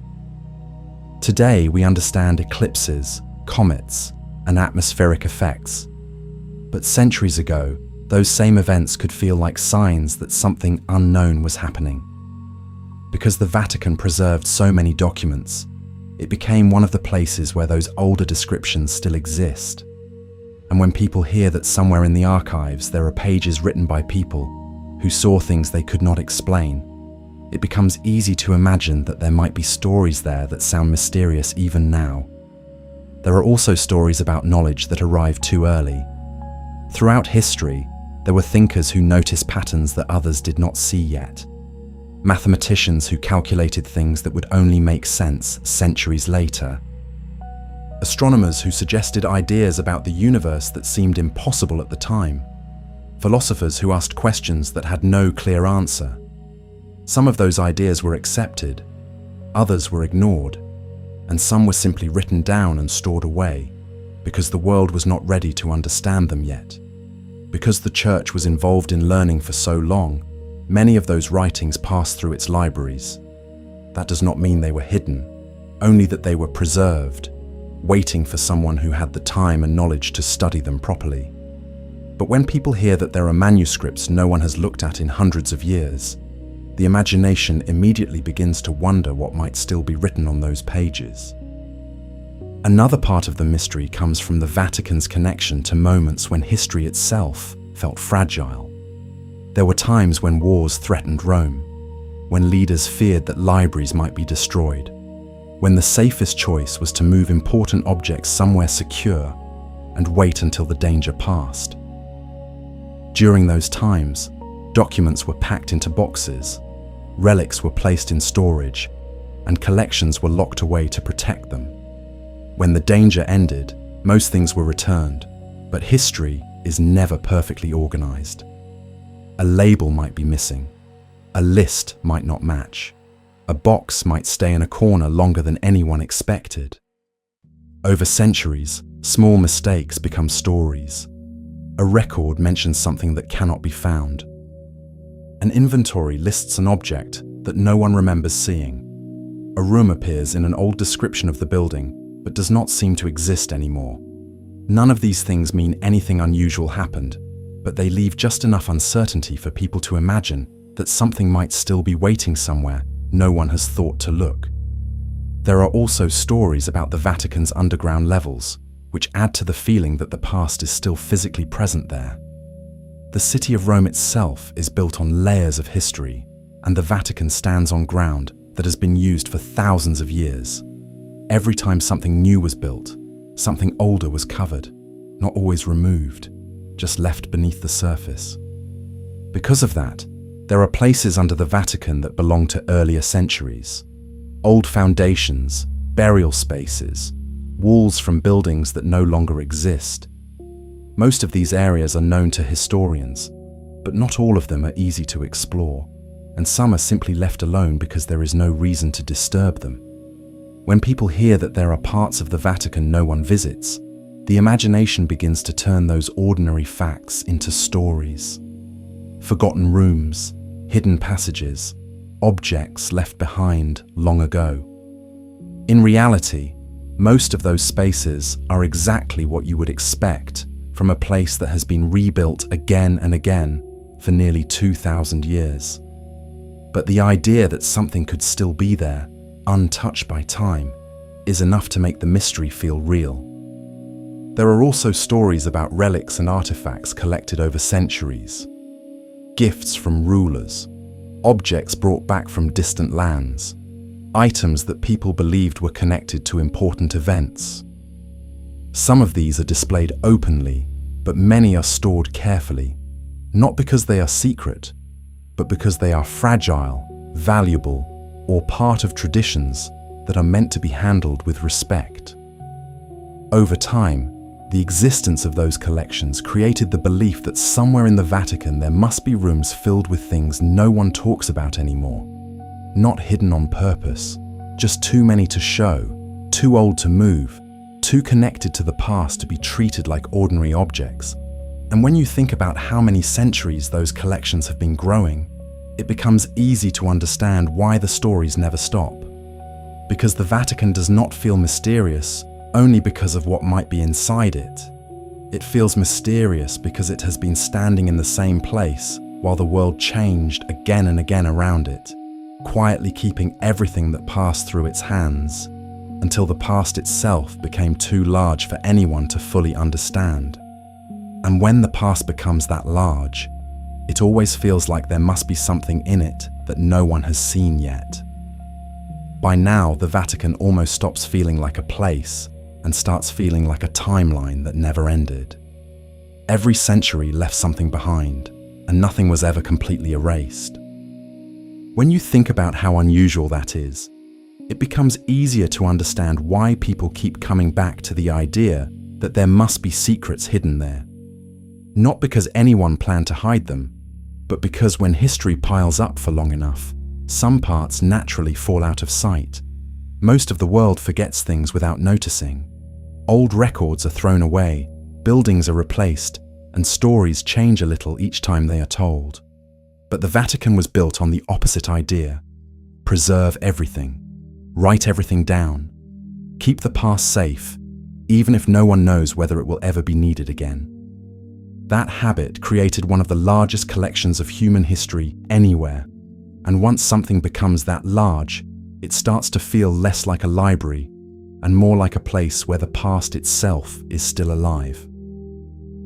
Some of the most persistent stories come from the belief that somewhere in those archives there may be accounts of events that never made it into ordinary history books. Not because they were forbidden, but because they were confusing, incomplete, or simply forgotten. In earlier centuries, people recorded what they saw without always understanding it. Natural disasters, strange weather, unusual discoveries, reports from travelers describing places no one at home had ever imagined. Those pages were stored along with everything else, and once stored, they rarely left.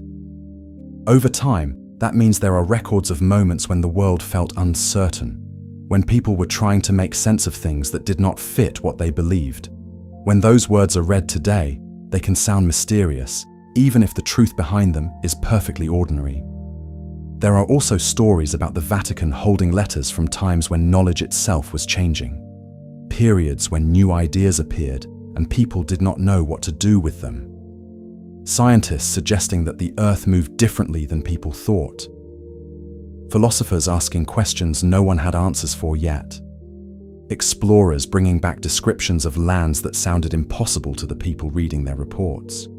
Because the Church was involved in education for so long, many of those discussions passed through its hands.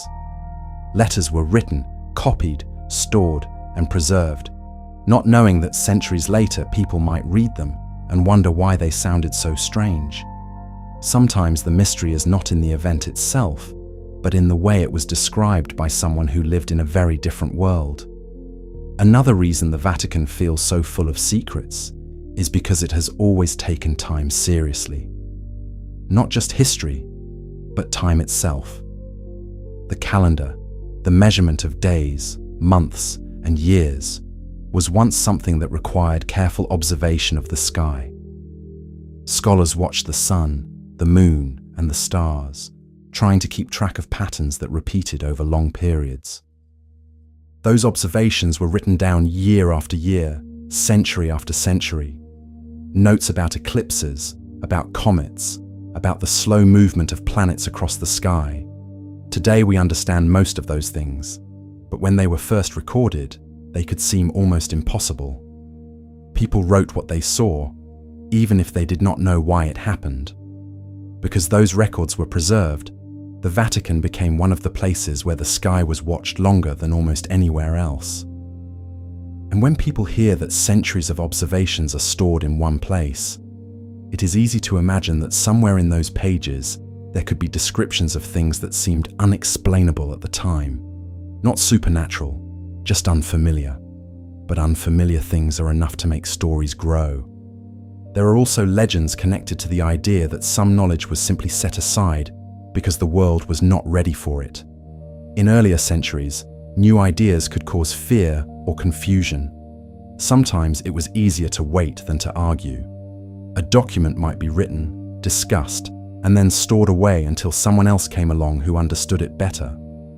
Whether that happened often or only a few times, the idea has stayed alive for generations.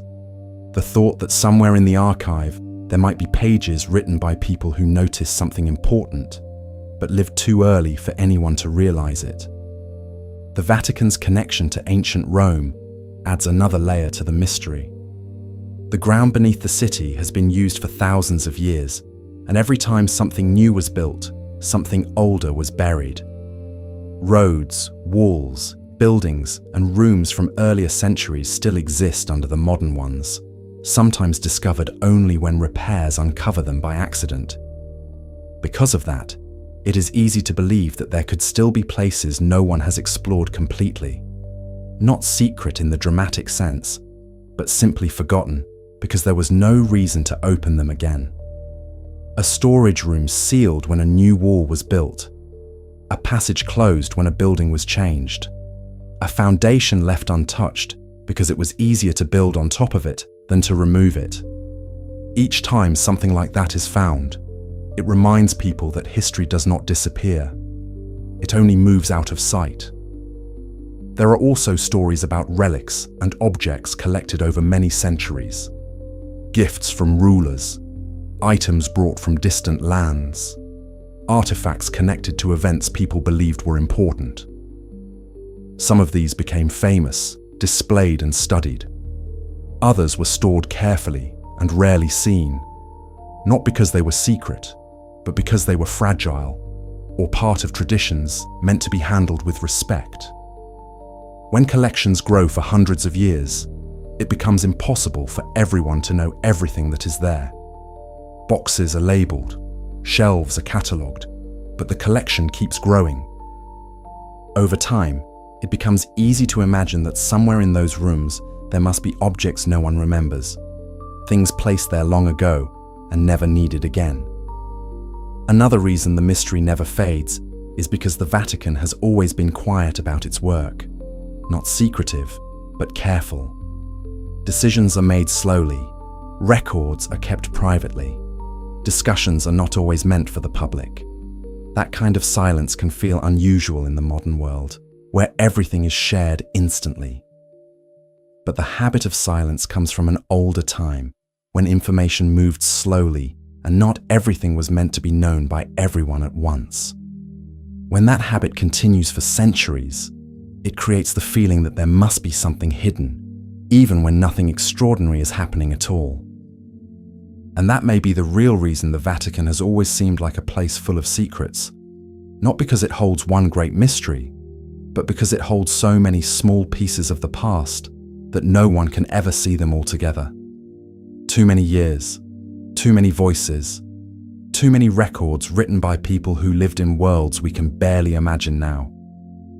When the past gathers in one place for that long, it begins to feel like it has its own gravity, pulling stories toward it, pulling questions toward it, making people wonder what might still be resting somewhere deep inside the shelves that have been filling up for nearly 2,000 years. After wandering through so many centuries of stories, the Vatican begins to feel less like a mystery that needs to be solved, and more like a place that naturally creates mystery simply by existing for so long. Most secrets in the world disappear with time, but in a place where almost nothing is thrown away, time does the opposite. It gathers, it stacks, it fills shelves and rooms and corridors until the past itself becomes too large for anyone to see all at once. That may be the strangest part of all. Not that the Vatican might be hiding something, but that it may not need to hide anything at all.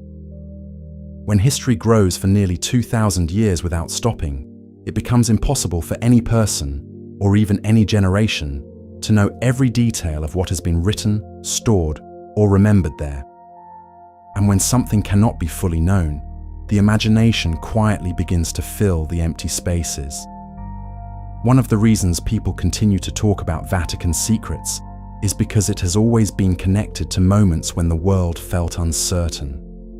Times when people did not know what the future would look like. When discoveries challenged old beliefs. When events happened that seemed impossible to explain. During those moments, people wrote everything down. Letters, reports, observations, questions, all recorded because no one knew what might matter later.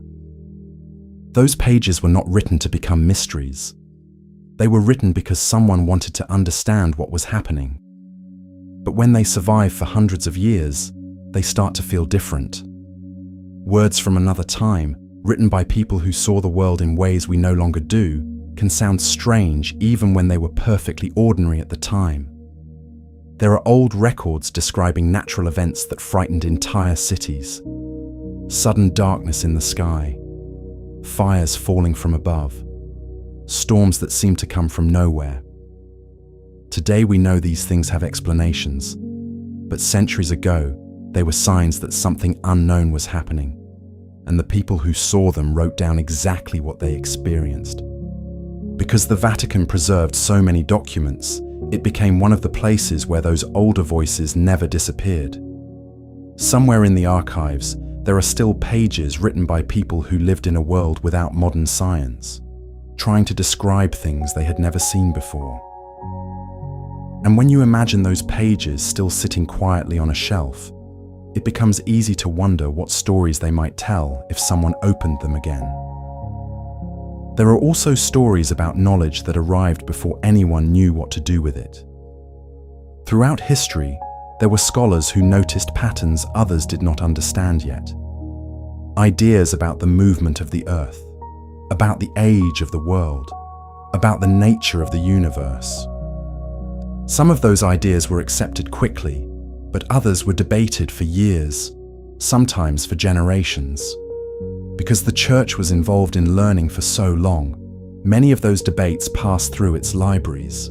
Letters were written, arguments recorded, notes copied carefully by hand. Some of those pages became part of history books.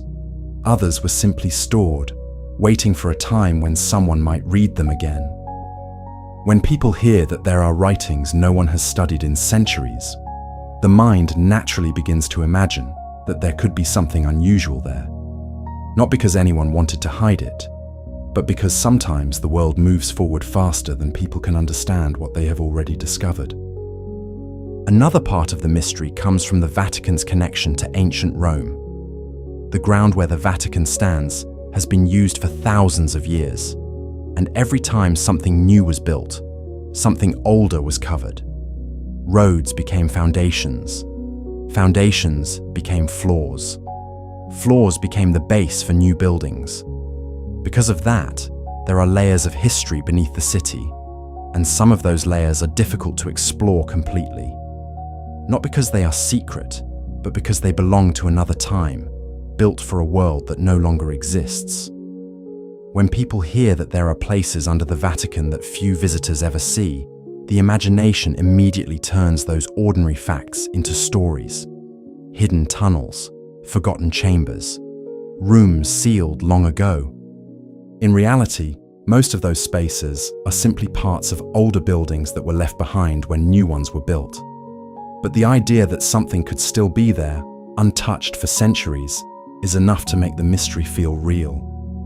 There are also stories about relics and artifacts collected over many generations. Gifts from rulers, objects brought from distant lands, items connected to moments people believed were important. Some of these are displayed openly, but many are stored carefully, protected because they are fragile or because they belong to traditions that are taken very seriously. When collections grow for hundreds of years, it becomes impossible for everyone to know everything that is inside them.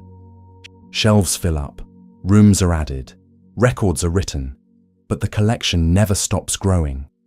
Over time, it becomes easy to believe that somewhere there must be objects no one remembers, things placed in storage long ago and never needed again. There are also stories about times when the Vatican had to protect its records during dangerous periods. Wars, invasions, political conflicts, moments when the safest choice was to hide important things until the danger passed. Documents were packed into boxes. Libraries were locked. Relics were moved to secure rooms. When the danger ended, most of those things were returned, but history is never perfectly organized. A list might not match the shelves. A document might be stored in the wrong place. A box might stay unopened longer than anyone expected. Over centuries, those small details become the kind of stories people tell when they think about places that feel older than they should be. And maybe that is the real reason the Vatican has always felt like a place full of secrets. Not because there is one hidden truth waiting behind a locked door, but because there are too many years inside its walls for anyone to ever know them all. Too many voices from the past. Too many pages written by people who lived in worlds we can barely imagine now. When the past gathers in one place for that long, It starts to feel like something alive, something that remembers more than anyone can ask, and something that will always keep a few stories to itself, simply because there are more stories than anyone could ever tell. The deeper you go into the history of the Vatican, the more the idea of secrets begins to change. At first, it sounds like something hidden on purpose, something locked away so no one can see it. But after looking at how long this place has existed, the mystery starts to feel different. Not hidden, just buried under time. Not forbidden, just forgotten. Not locked away, just resting somewhere that no one has needed to look for a very long while. There are very few places on Earth that have been used continuously for as long as the Vatican. Generations lived their entire lives inside its walls, doing their work, writing their records, storing their books, never imagining that people centuries later would look back and wonder what might still be left behind. For them, nothing felt mysterious. They were simply doing what people had always done there, keeping track of the world as it changed around them. And the world changed many times. Empires rose and fell, borders moved, languages disappeared, new knowledge replaced old beliefs. But the habit inside the Vatican stayed the same. Write it down, preserve it, store it, keep it safe for the future, even if no one knows whether the future will ever need it. When that habit continues for nearly 2,000 years, the result is not just a collection of history.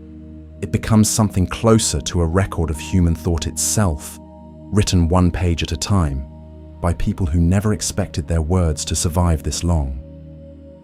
That is one of the reasons the archives feel so mysterious to people today.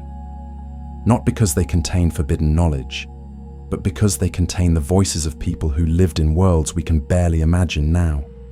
A scholar writing by candlelight. A traveler describing a place no one at home had ever seen. A priest recording an event that made no sense at the time. A scientist trying to explain something the tools of the age could not yet measure. Those pages were never meant to become legends. They were simply written, stored, and left for whoever came next. There are also stories about the Vatican holding records from moments when the world itself felt like it might be ending. Times of plague, times of war, times when people believed something terrible was about to happen. During those moments, people wrote everything down, not knowing whether anyone would ever read those words again. When those records survive, they carry the fear and confusion of the time they were written. A description of a strange sky, a report about a disaster no one understood, a letter asking questions that had no answer yet. Today those things may seem ordinary, but when they were first written, they felt like mysteries. Because the Vatican preserved so many documents, it became one of the places where those moments never disappeared. Somewhere in the shelves, there are still pages written by people who believed they were witnessing something the world had never seen before. And when you imagine those pages still sitting there, untouched, it becomes easy to feel like they must be hiding something important. There are also stories about knowledge that was simply too early.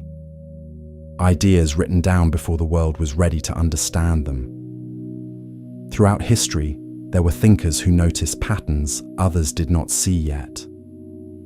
Mathematicians calculating things no one else believed. Astronomers suggesting that the Earth was not the center of everything. Philosophers asking questions that sounded dangerous because no one had answers. Some of those ideas became part of modern knowledge. Others were ignored. And some were stored away, not because anyone wanted to hide them, but because the people reading them did not know what to do with them at the time. When people hear that there are manuscripts in the Vatican that few have studied in centuries, the imagination immediately begins to wonder what might be written there. Not magic, not forbidden secrets, just thoughts from another time, waiting for someone who understands them better than the people who first read them. The mystery grows even stronger when you remember how old the ground beneath the Vatican really is. Long before the church existed, the land was part of ancient Rome. And long before Rome, People lived there in ways we can only guess at now. Every time a new building was constructed, older ones were covered, not always destroyed, just left below the surface. Because of that, there are layers beneath the Vatican that belong to different centuries, different civilizations, different ways of living. Most of them have been studied, but not all of them can be explored easily. Some are too fragile, some too narrow, some simply not important enough to disturb. But when people hear that there are places under the Vatican that few have seen, the imagination does what it always does. It turns history into mystery. Old foundations become hidden chambers. Closed passages become secret tunnels. Forgotten storage rooms become places where something must still be waiting. The truth is usually much simpler, but the feeling never goes away. There are also stories about relics and objects that were collected over many generations.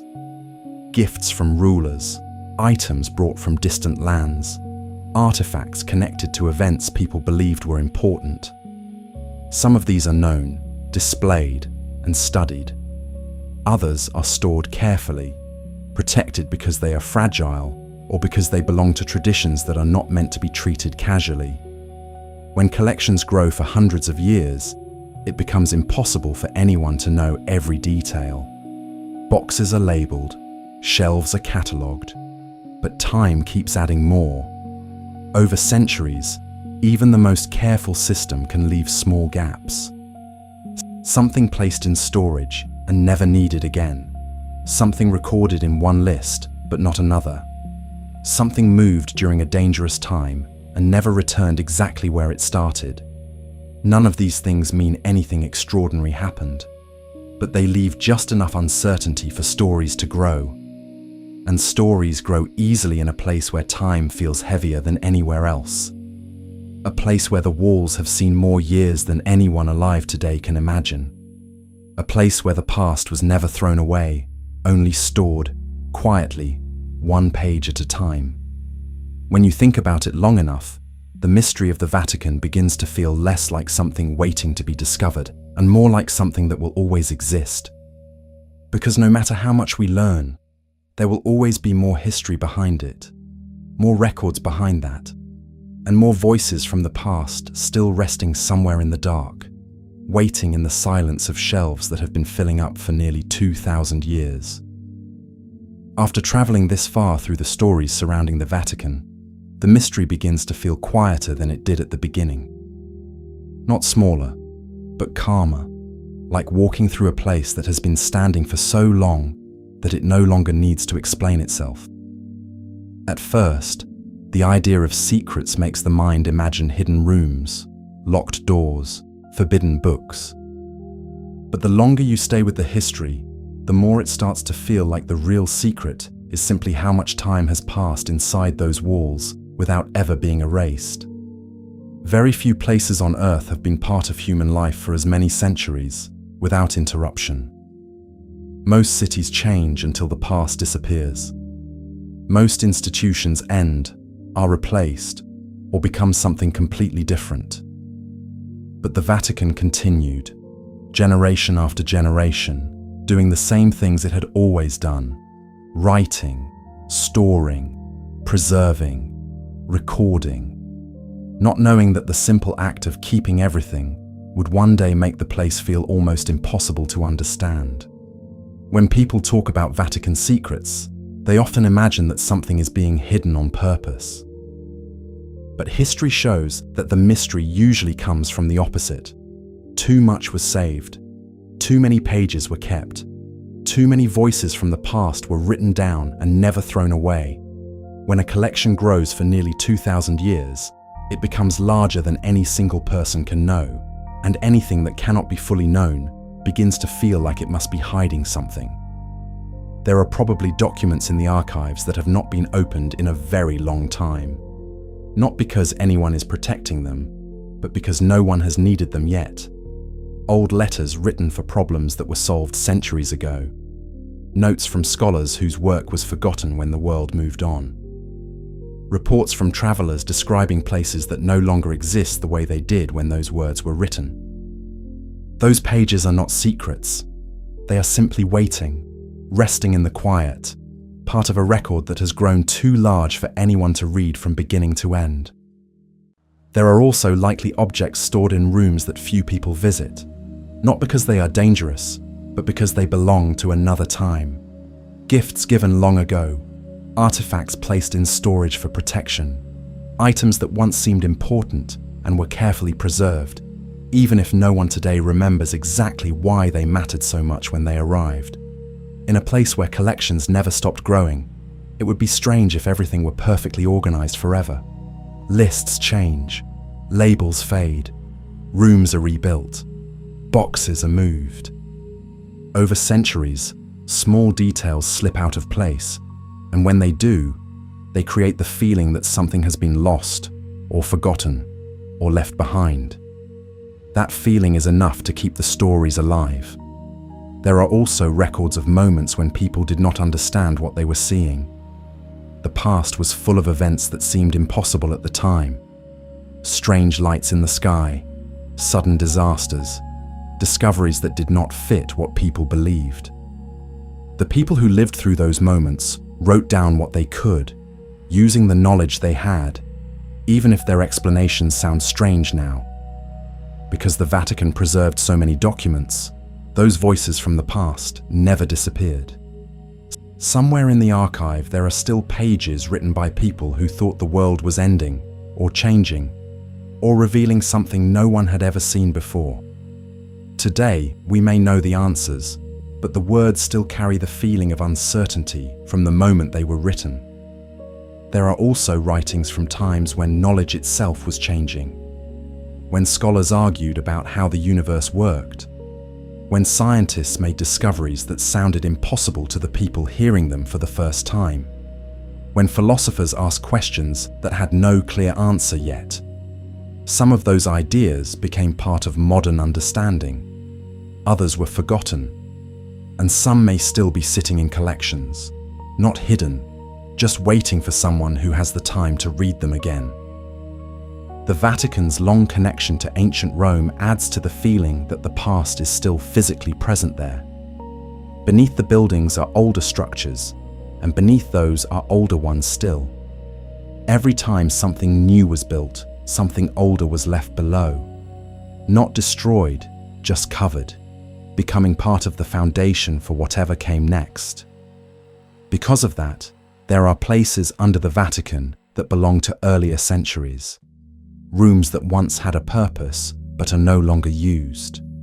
Walls from buildings that no longer exist. Passages that were sealed when the city changed around them. Most of those places are ordinary pieces of history, but the idea that they are still there, untouched, is enough to make the imagination wonder what else might be resting nearby, forgotten only because no one has needed to look. There are also traditions that have never changed, and those traditions make the Vatican feel different from the modern world. Decisions are made slowly. Records are kept carefully. Not everything is explained right away. Not everything needs to be public. Those habits come from a time when information moved slowly, and when silence was often considered wiser than speaking too soon. In the modern world, that kind of silence can feel like secrecy, even when it is simply the result of doing things the same way for hundreds of years. And maybe that is the real reason the Vatican has always seemed like a place full of mysteries. Not because it holds one great hidden truth, but because it holds so much history that no one can ever see all of it. Too many centuries, too many records, too many lives written down and stored in one place that never stopped remembering. When the past gathers like that, it begins to feel almost like a presence, something quiet and patient, something that does not need to speak because it has already seen more than anyone alive today could ever ask it to explain. And when you think about that long enough, the mystery becomes less about what might be hidden there, and more about how one place could hold so much time without ever letting it disappear. And now, after wandering through all these stories, the Vatican no longer feels like a place filled with secrets in the way people first imagine. It feels older than that, quieter than that, less like a vault hiding something, and more like a place that has simply been standing still for so long that the past never had a chance to leave. For nearly 2,000 years, people walked through those halls believing their moment in history was the present, never thinking that one day their letters, their notes, their questions, and their worries would become part of something much larger. They wrote what they saw, stored what they thought was important, and trusted that someone in the future might need to read it again. They did not think of themselves as creating mysteries. They were just living their lives in a world that felt uncertain, the same way the world always feels uncertain when you are living inside it. But when centuries pass, ordinary moments become strange. Words written in candlelight begin to sound like messages from another world. Descriptions of events that once made perfect sense begin to feel mysterious simply because the people who wrote them are gone, and the world they knew no longer exists. That is the kind of mystery the Vatican holds. Not hidden doors, not forbidden knowledge, not secret plans waiting to be revealed, but something much quieter. A record of how people tried to understand their world, one page at a time, without knowing that their words would survive longer than they ever could. Somewhere in the archives, there are probably documents no one has opened in generations, not because they are locked away, but because no one has needed them. Somewhere there are letters written to solve problems that no longer exist, notes about events that were frightening at the time but now have simple explanations, observations of the sky made by people who had no idea how much more there was still to discover. Those pages sit in the same darkness where they have always been, not waiting to reveal anything dramatic, just resting, part of a collection so large that it will probably never be completely read. There are also rooms that few people enter anymore, not because they are secret, but because they belong to another time. Old storage areas, older foundations, spaces that once had a purpose but are no longer needed. In a place that has been rebuilt again and again for centuries, it would be strange if there were no forgotten corners at all. And those forgotten corners are enough to keep the imagination awake. There are relics stored carefully because they are fragile, books preserved because they cannot be replaced, records protected because they belong to moments in history that shaped the world in ways people living at the time could not fully see. None of those things are hidden for dramatic reasons. They are simply kept the way they have always been kept, the same way they were kept when the people who placed them there believed the future would need them. Time keeps adding to that collection, even now. Every year new records are written. Every year more history becomes part of the archive. And the shelves grow longer, the rooms grow fuller, the memory of the place grows heavier. Not with secrets, but with stories. More stories than anyone could ever tell completely. Maybe that is why the Vatican has always felt different from other places. Not because it is hiding something, but because it remembers too much. It has watched the world change again and again, and instead of letting the past disappear, it kept it. Page after page, century after century, until the past became something you can almost feel just by thinking about it. And when you imagine all those years resting together in one place, it becomes easy to understand why people keep wondering what might still be there, quietly sitting on a shelf, waiting for someone who may never come to read it again. But tonight, you don't need to solve any of those mysteries. You don't need to know what is in the archives, or what might be under the floors, or what stories were written and never told again. The past can stay where it is, resting in the silence where it has always been. All you need to do now is let the thoughts slow down. Let the questions fade the way old footsteps fade in a long hallway. Let the feeling of those ancient walls, those endless shelves, those quiet rooms full of forgotten pages drift further and further away as your mind starts to rest.